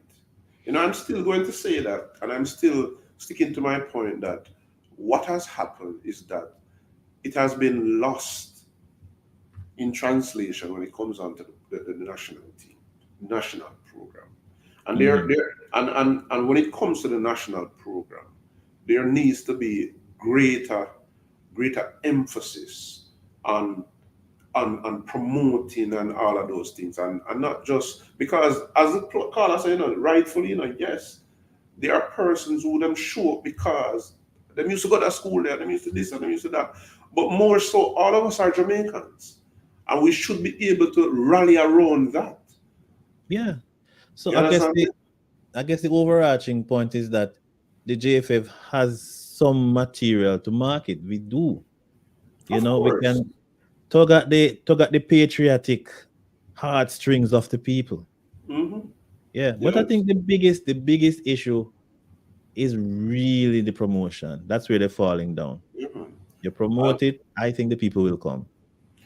Brother, let me tell you something. I remember when the money used to, as we said, and the caller just reiterated that it seems as though the musicians know how to sell things. And I remember at one point it got to the point where it was as though it was the musicians who were selling the football too. I remember the merging of dancehall music, entertainment, and the football, a stadium, and that in itself brought a crowd. Yeah, man. So, and I want to say something, but I don't want to. Let me just digress a bit. When we're talking about the football country and culture, we're using examples from Brazil and all those places. Listen, Jamaica is such a diverse place. Brazil only play football and volleyball. Jamaica play cricket, football. There's athletics. Yeah, man. There's so much things we're involved in. So you can understand why Brazil, everybody rally roll. All right, football in Brazil has the largest slum in the world. And their way out of Brazil is football. You understand me? Brazil almost have the same amount of people who live in America, in Brazil. You understand me, brother? And that alone them have to come out of Brazil. Jamaica, we have football, we have athletics, we have more than one thing, and so you understand, and so it kind of unfair for we use the Brazil wait name there for say we don't have a culture. It's different. Yeah. It's different here. I don't want to go too deep into this, but do you think that the other things that we are involved in, the athletics and cricket, To are take away from the football? Yeah, you think so?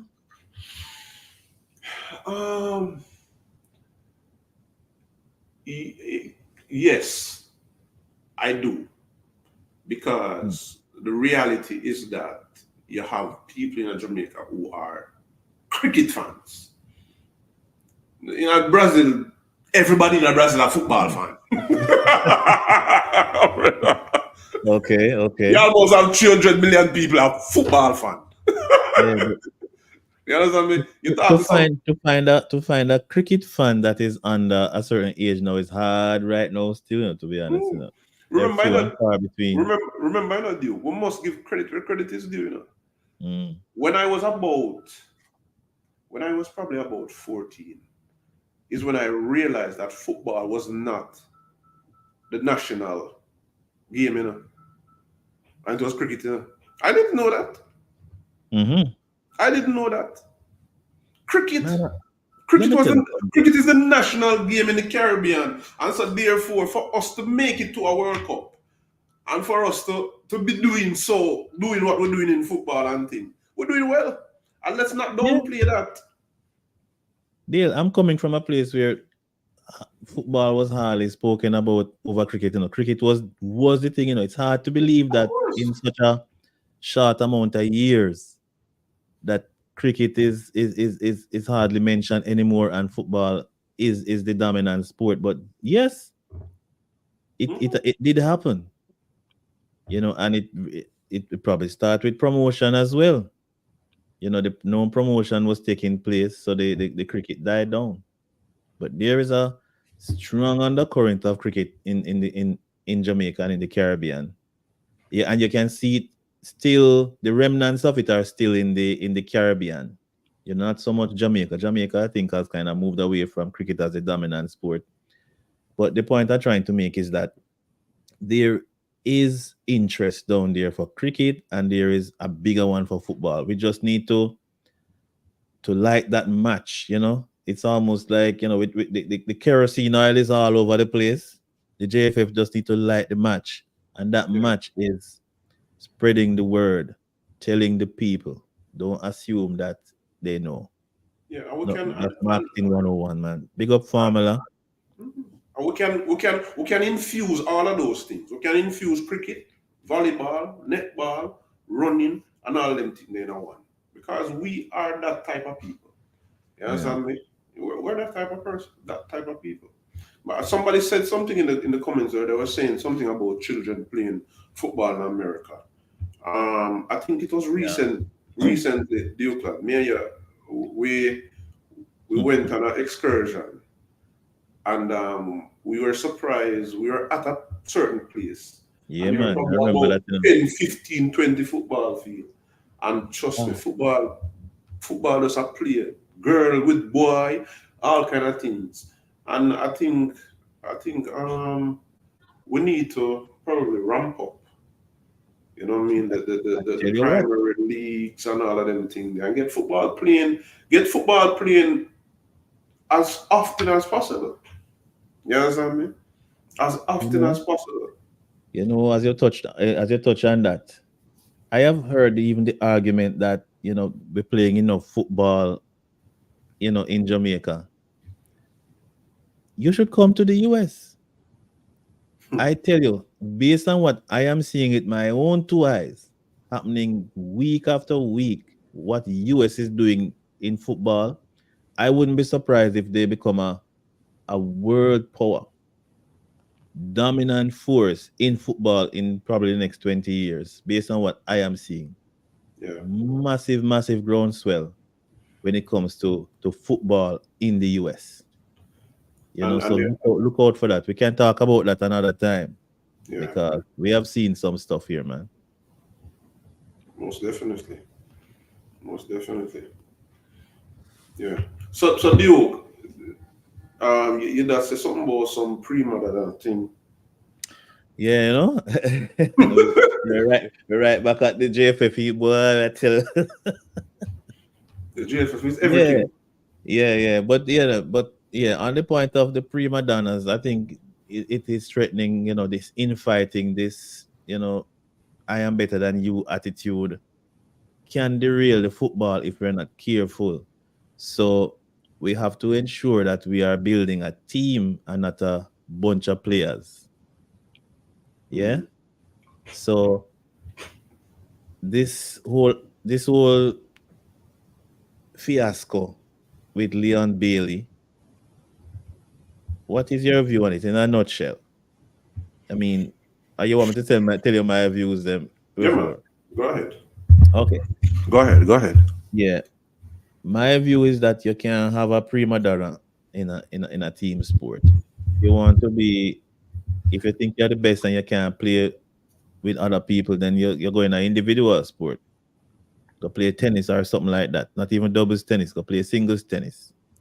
But anytime you decide to play with a team, you have to put your personal feelings aside because the team is the team and you're not the coach of the team. So you could have think say you're better than people, so a million times. You have to put that aside and play as a team. And I think by coming out and speaking the way he did, Leon Bailey is separating himself from the team. Now, I don't think there is any place for prima donnas in the team, no matter how good you are. That's my personal view.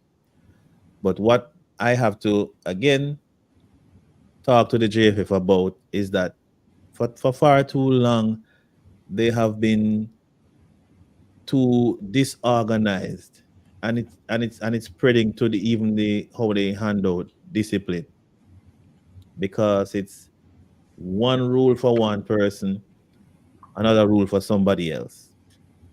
I believe that that's a wrong approach.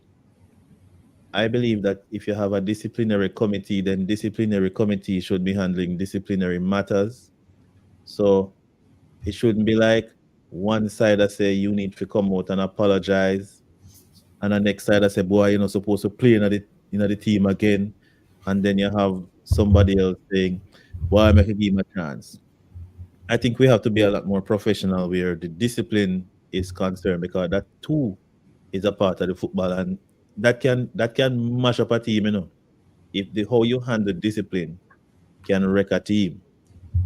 If you're seen to be unfair or showing favoritism to one person, somebody else looking on is it's going to be affected by that.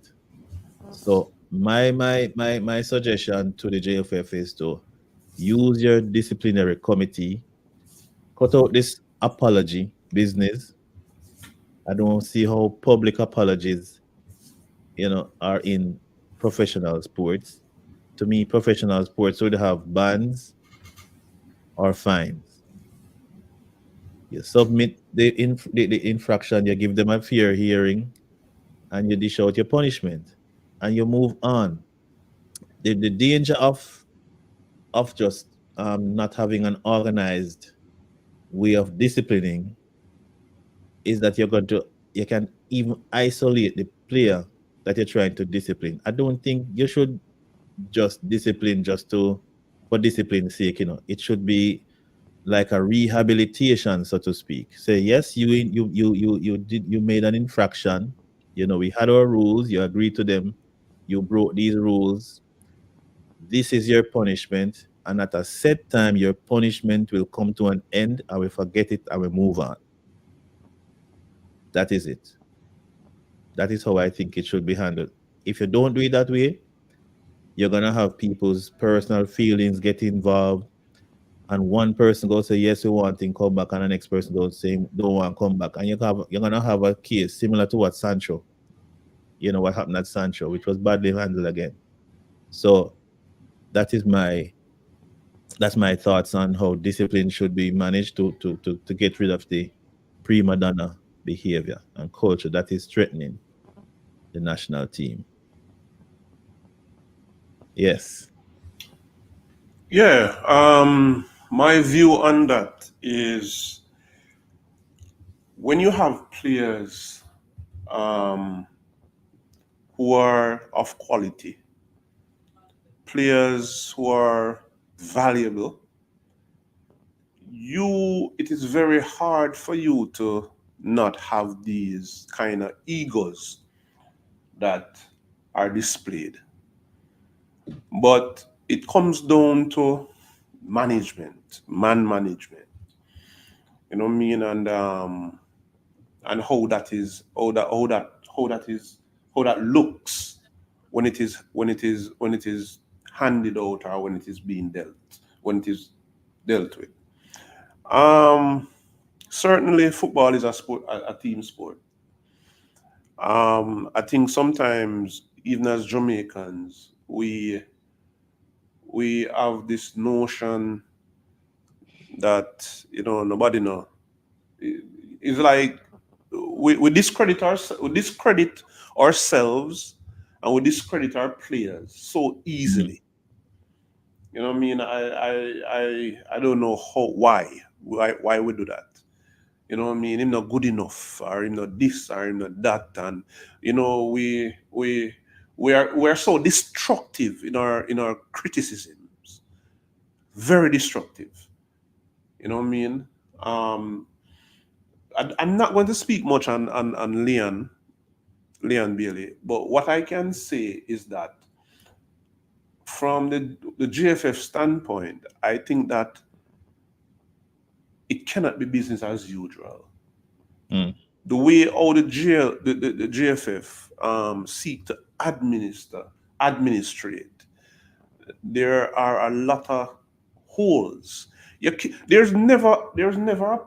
is impossible in a Duke for you to have your child who is working, providing food in the house, and then him stay out late, and you want discipline him, brother. When him a contribute, You Mm. understand me? And then Okay. you go say, boy, I'm not for talk. or him for be professional, or him for this, or him for that. When really and truly, what happened is that a breakdown from your leadership. So you when you hand over leadership, or you make other people a part of leadership, you can't just want to discipline them. Just say over that. Okay, so you're looking at it from the player's perspective, I guess. The No, Leon's perspective. not just from no. I'm not Okay. here just defending Leon. I'm speaking about players in general. This cannot be something that you allow to be nurtured, or to take root with any player at all. And so JFF need to stand on their foot. They are the administrators, and certain things because once you start doing something, brother, once you go down a certain road, you understand me? Is a kind of worm you start up, and when I heard Leon,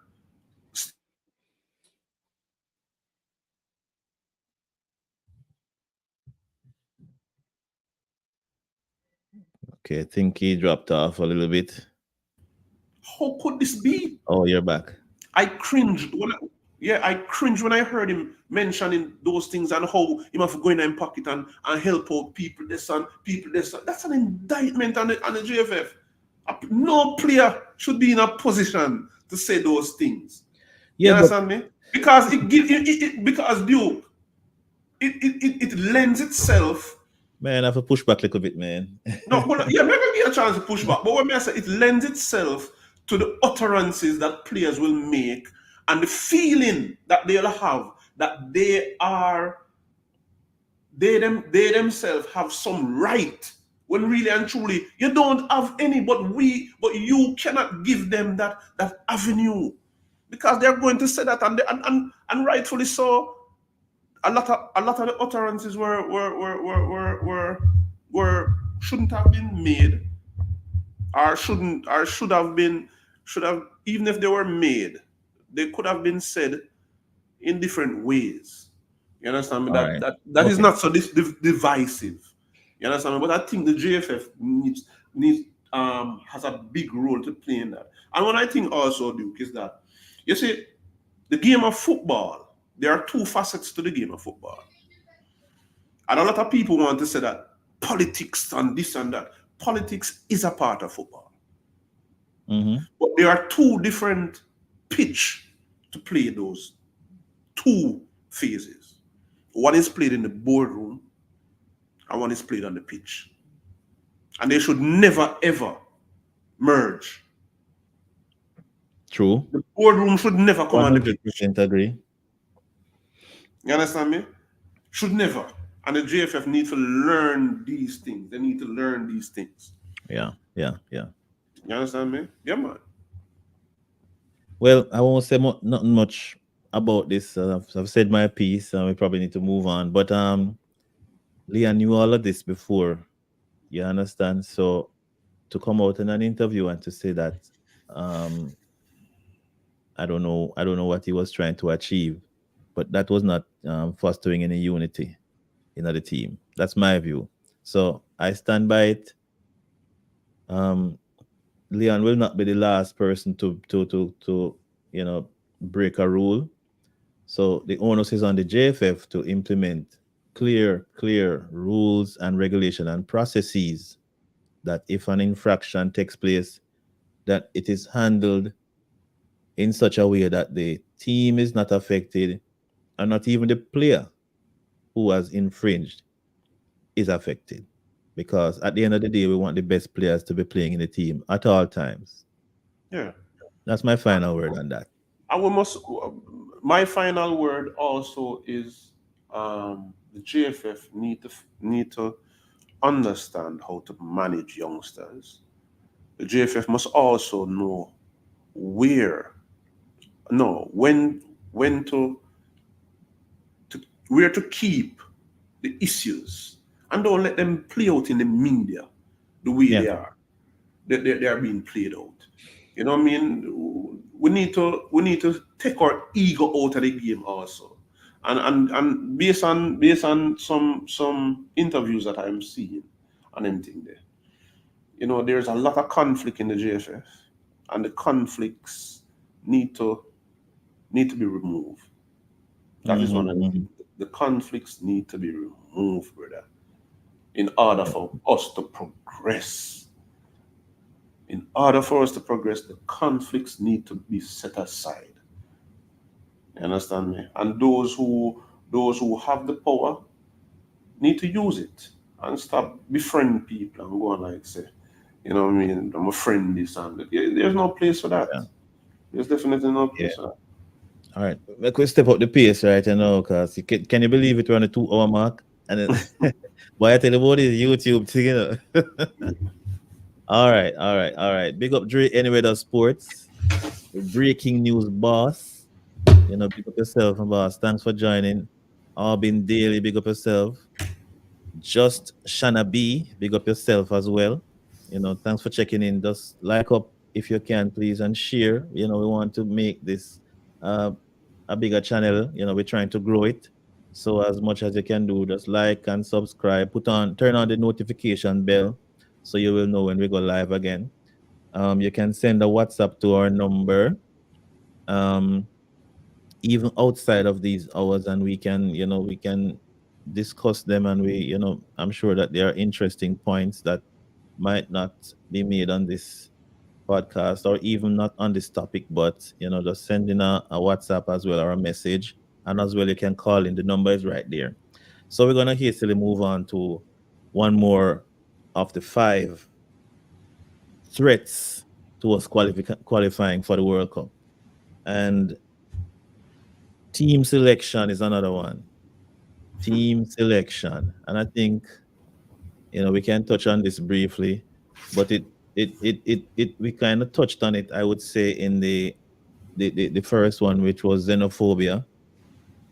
But this one is a broader topic, because we have the xenophobic side, which is pitting the English born with the Jamaican born, but you also have from this club and who come from that club locally as well. You know, That has always been yeah, a part of the politics in the game. You know what I mean? I remember the days when the above you man them full national team. Can't get a look in. All under 20. Go can't get a look in, brother. Can't get a look in. Augustine man them can barely get a look in, mhm, brother. yep. You You understand me? know, Above you man them full of the thing, brother. yeah. And You now see me? I think we're having another type of thing that is coming out in the football now. We have the butler. We have the butler set. Butler is complaining that my players are not in the team and they should be in the team. And if one player don't get selected, then none of them getting in the team, or that type of thing. We need to cut out that out of the football. Yeah, the You understand? conflicts, the We conflicts, the Yeah. conflicts. You So know, we that need is to that we need to. that that is one of the things that I'm so disappointed with. You know what I mean? Mhm. The powers that Butler has, the talent that he's surrounded. You know what I mean? Mhm. You can't be using that. You can't, and he's using Leon Bailey to strengthen his argument. And you know what I mean? And at some point in time, I think, good sense need to prevail. Craig need to realize that, that's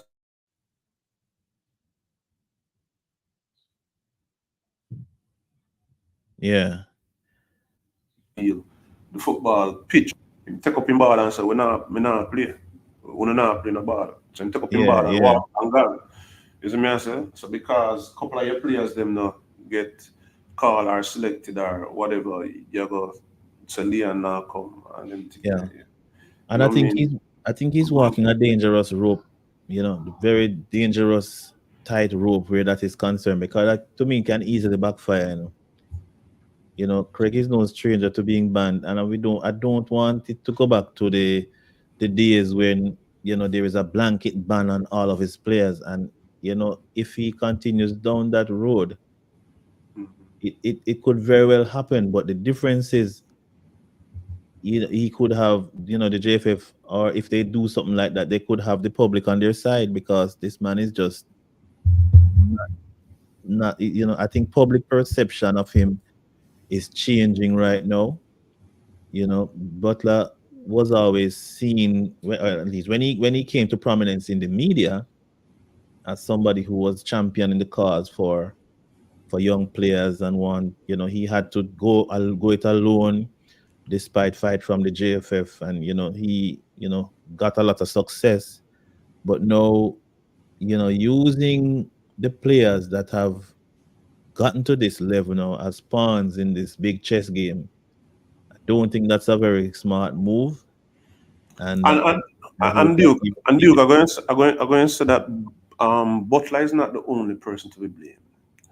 Butler is using this as his defense, and Yeah, it's not his defense against himself. It's his defense against the conflicts that are there in the JFF. well, all right. You So understand what I'm saying? I get what you're saying, but On hear one me out. hand, he's wrong, but also there are conflicts. There are people there who themselves want to push players, or players from certain clubs, and all of that. And so there's this back and forth, back and forth, back and forth. And the president need to step in and say, listen, man, full time this thing done. We're done with this thing now. You understand me? Selection has nothing to, and with, if there's a person in there who you recognize and you can see that has a conflict, and the person is the one who has this power, it should be taken from him.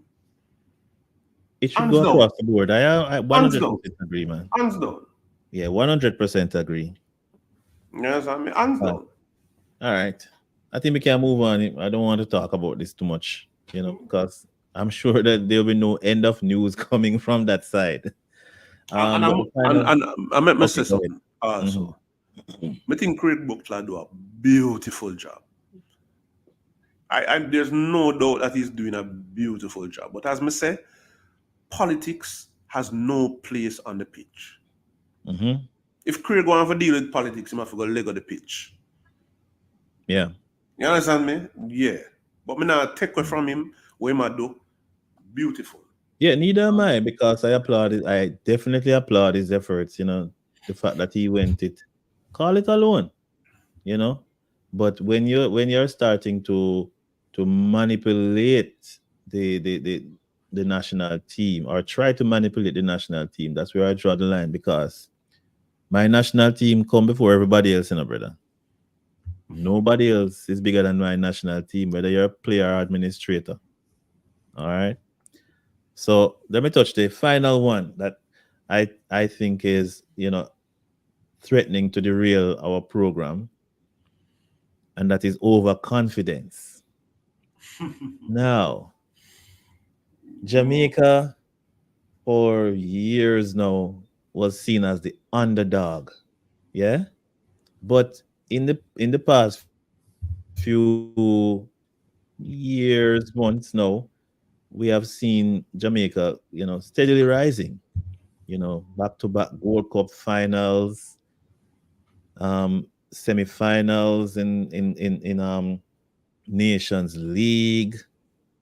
We're looking good on the world stage now. We're looking up. We're climbing in the rankings somewhat.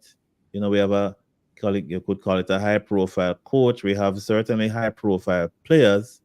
So I think what a danger that the big teams face now is reliance on their names to get them somewhere. So this overconfidence, could it be that we it can be to our detriment, that we believe that the teams that we'll be facing coming up, which are not as big, they don't have the big players, the Mikel Antonios, the Leon Baileys of the world. They have lesser known players. Could it be that we can be too overconfident and end up, hurting ourselves? How big is this danger? I think confidence is a very important ingredient in the whole run to this qualifying for the next World Cup. Confidence, overconfidence. I don't know if at this point I've seen any semblance of overconfidence, and should it raise its head, I think we have to put in the work first. Start putting in the work. There's nothing to write home about right at this point. You know what I mean? So, but we definitely need the confidence. You know what I mean? We definitely need the confidence. That's the most I can say on that. Okay. You know Well, what I mean? Yeah. we need the confidence, but we're talking about the overconfidence. Listen to this. Listen to this. Jamaica versus Dominican Republic. You know, we could be tempted to say, who is Dominican Republic? Yes. That is what I'm talking about. Now we have big players. Who is on the Dominican Republic team that can challenge us? We saw a little taste of overconfidence when we played Panama in the National Stadium and That's got always the case. 3-0. It's always the case. Because we had these big players from the English Premier League. Brother, That's what happened, you know. I remember one year I sat on the sideline at the National Stadium, and I was in the capacity of medic, and Yeah.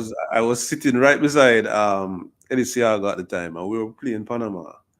And me and Eddie start talk, and when I looked at the name players that we had on the pitch, and when I looked at how Panama made us look, I was like, All oh my right. gosh. And we lost the game too, love. There you go. We lost the game too, love, brother. It's a danger. It's a very real danger. And I don't know if he's overconfident. We were overconfident, but one thing was clear was that we were outplayed, totally outplayed, brother. You understand me? I think where the control of this overconfidence or this idea that we are superior, this is something that should be controlled by the coach. You understand me?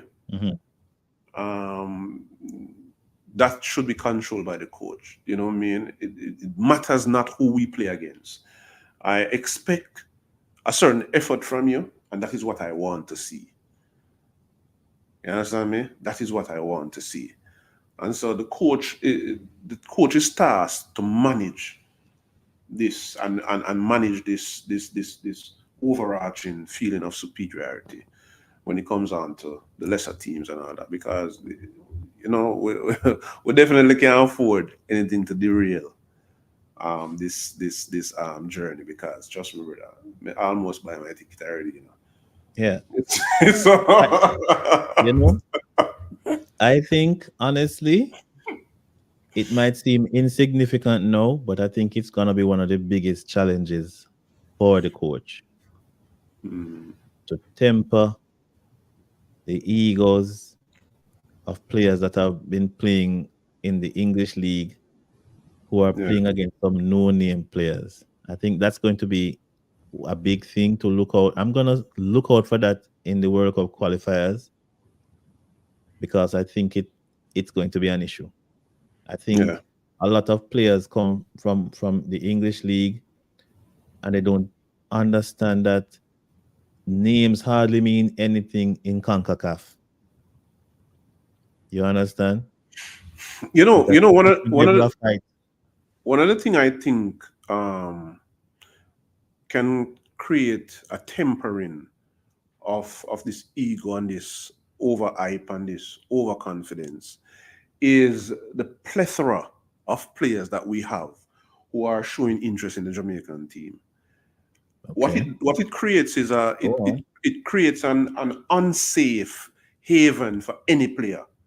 And so therefore it is incumbent on each player to come and to put him best out to ensure that he has a place in the team. You understand me?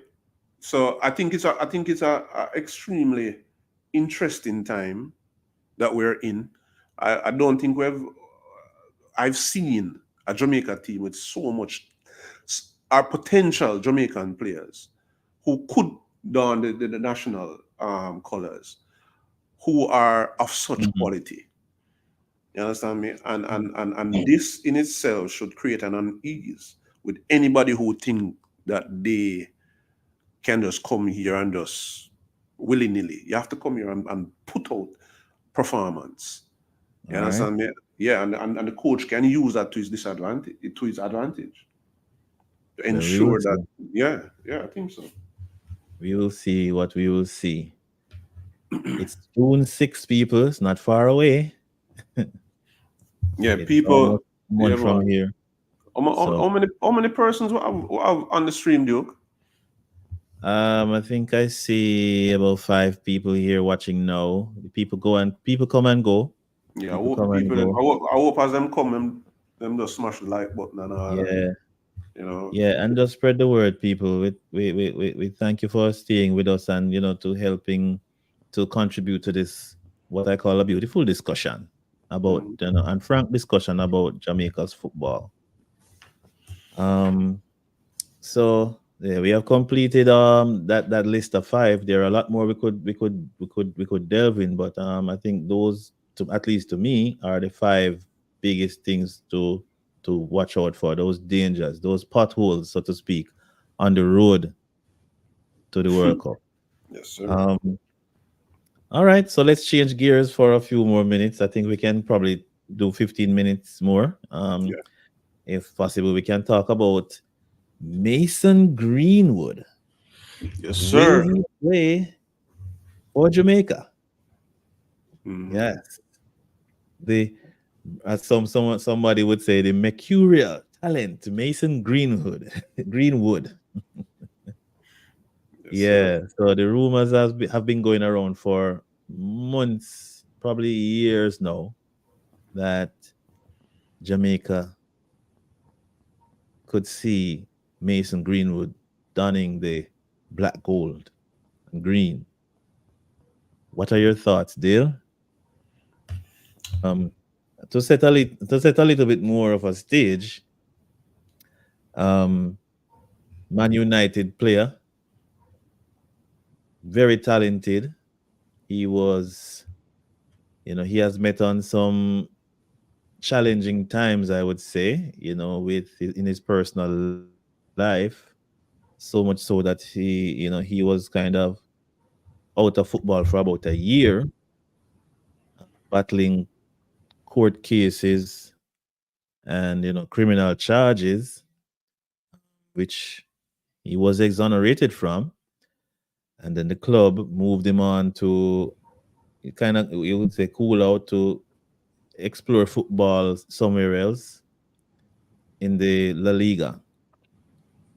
Little did people know that the football didn't leave him. Seemed to have even gotten better, lighting up La Liga, and now discarded from the English team at the time. Jamaica had the glorious opportunity to woo this young man to the Reggae Boys. It has not happened yet.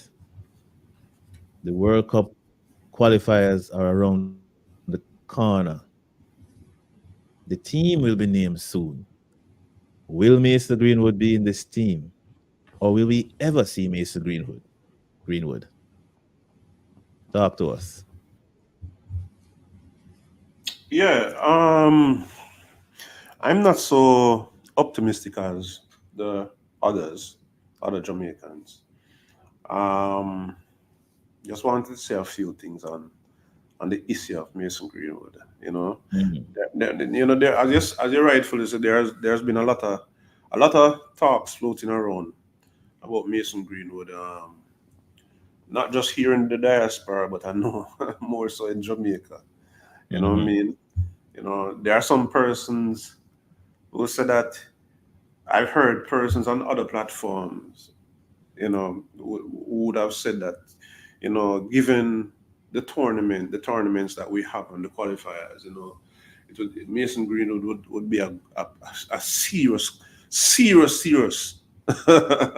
addition, you know, to bolster our team, you know what I mean? And he needs to make a decision quickly. People reach a point, you know, where them as him is like them a give man in them literally right now. Yeah. I give him an ultimatum right now. So you are going, brother. You need to make up your mind right now, you know, brother. You understand me? And thing, but you know, you know, and persons are of the view that it is due to the allegations. I'm gonna say allegations because, you know, I am still of the view that the presumption of innocence. You know, we live in a democratic society. True. You know what I mean? And there's always the presumption of innocent until one is found guilty.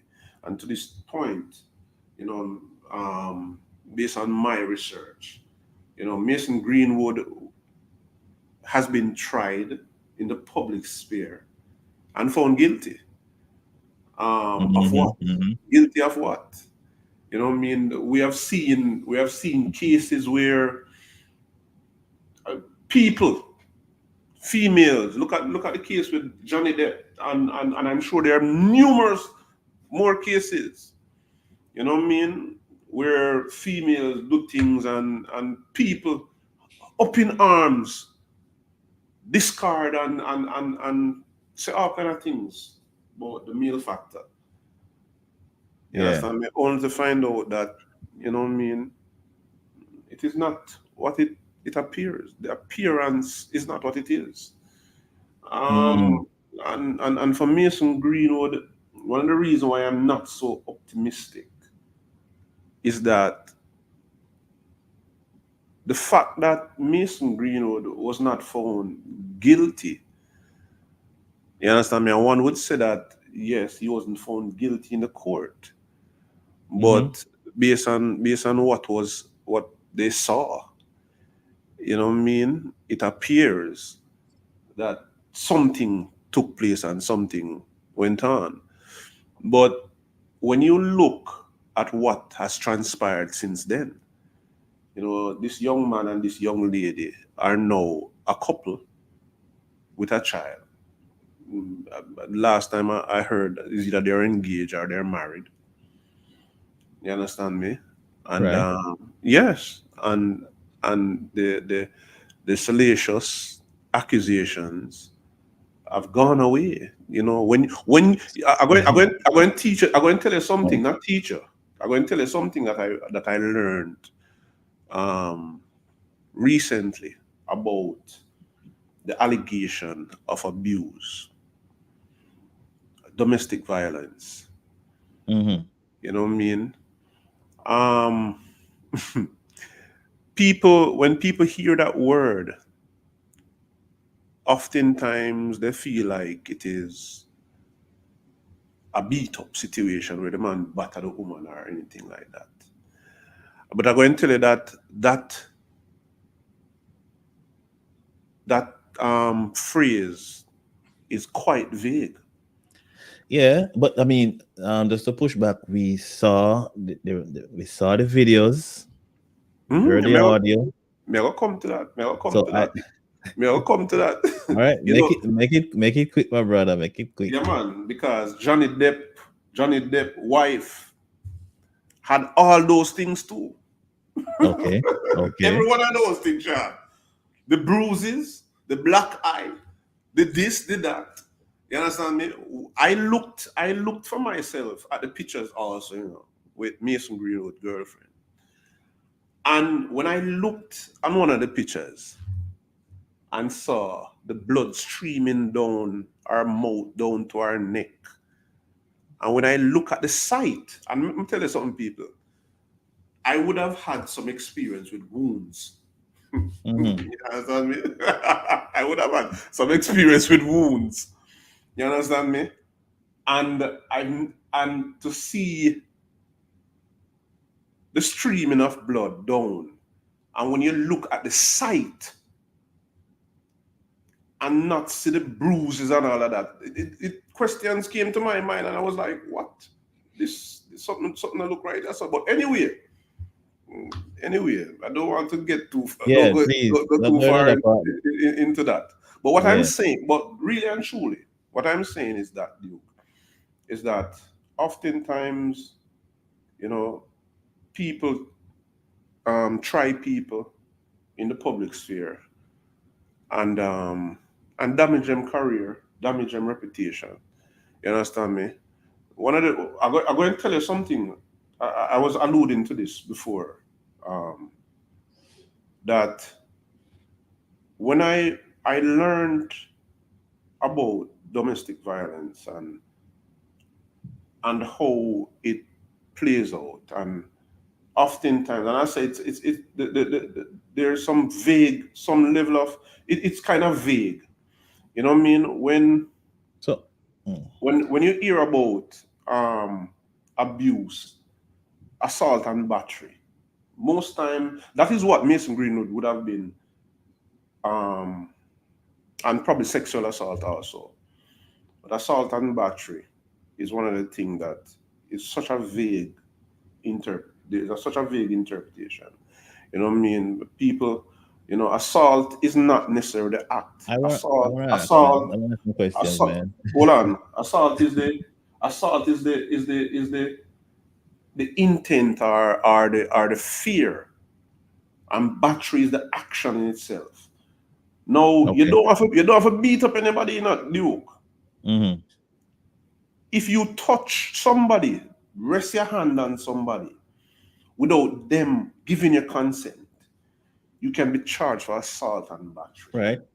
But all right. So this is my thing. Let me just chime in here, sir.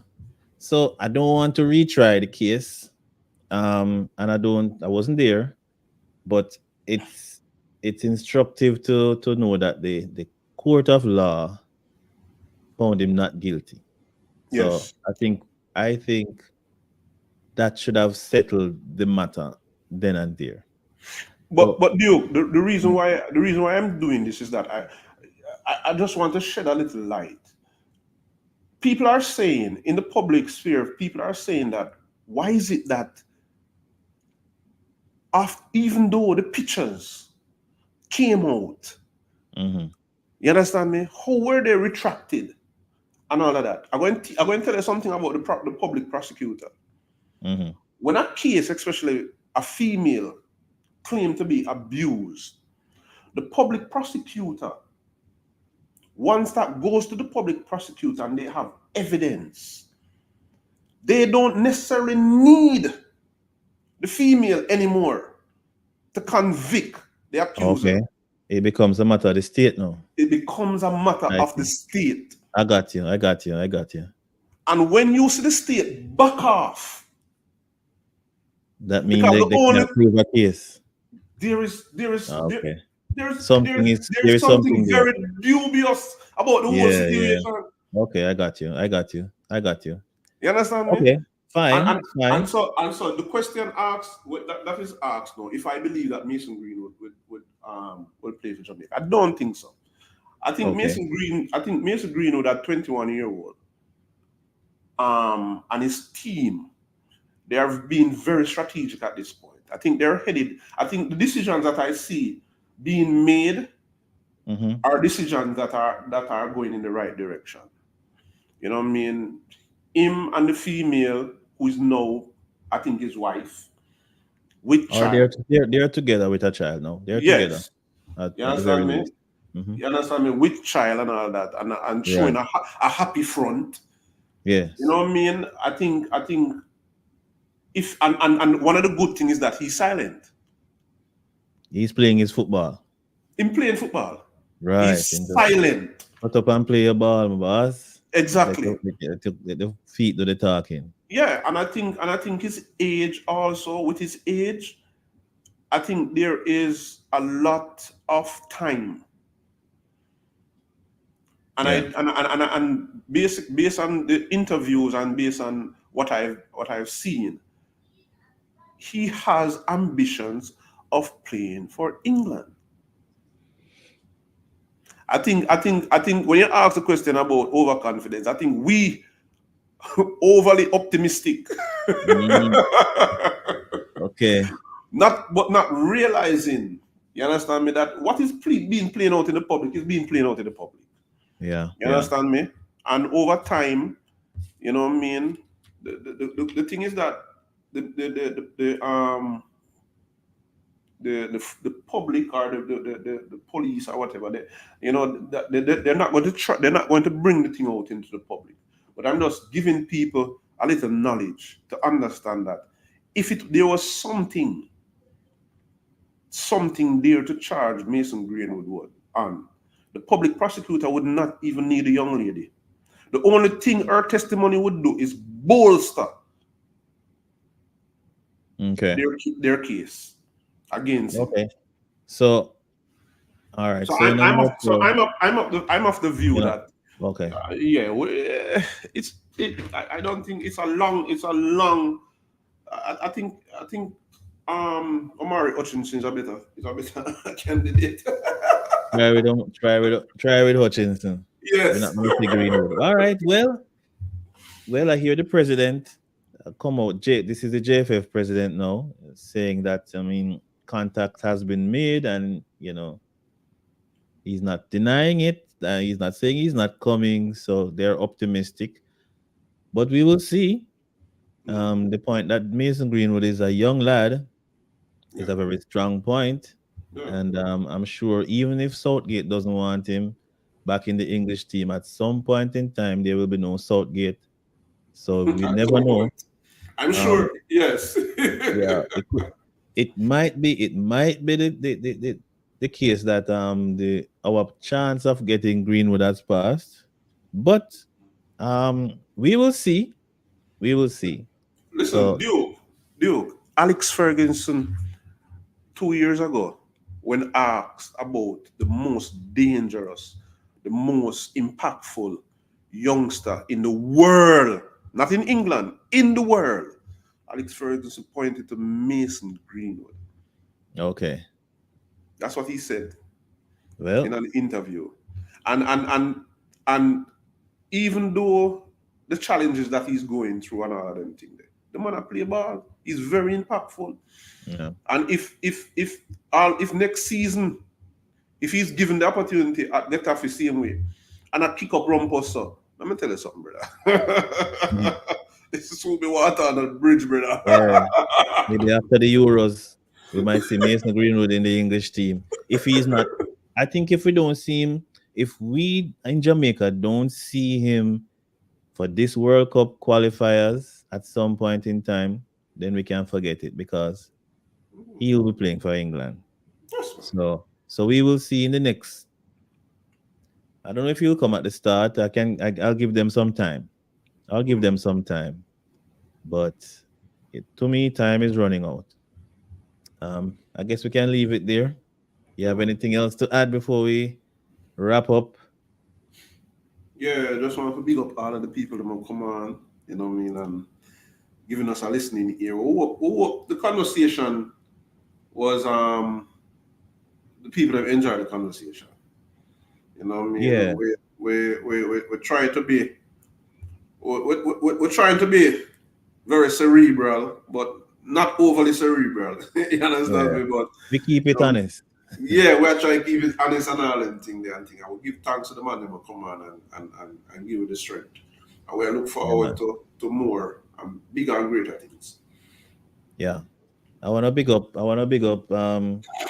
Demo who called. I wanna big up Jason Guna who called, and for all the persons who were commenting, and a lot of thought provoking comments were there as well. Um Thank you all for just sticking and staying with us. And you will hear from us again. Yeah. But for now,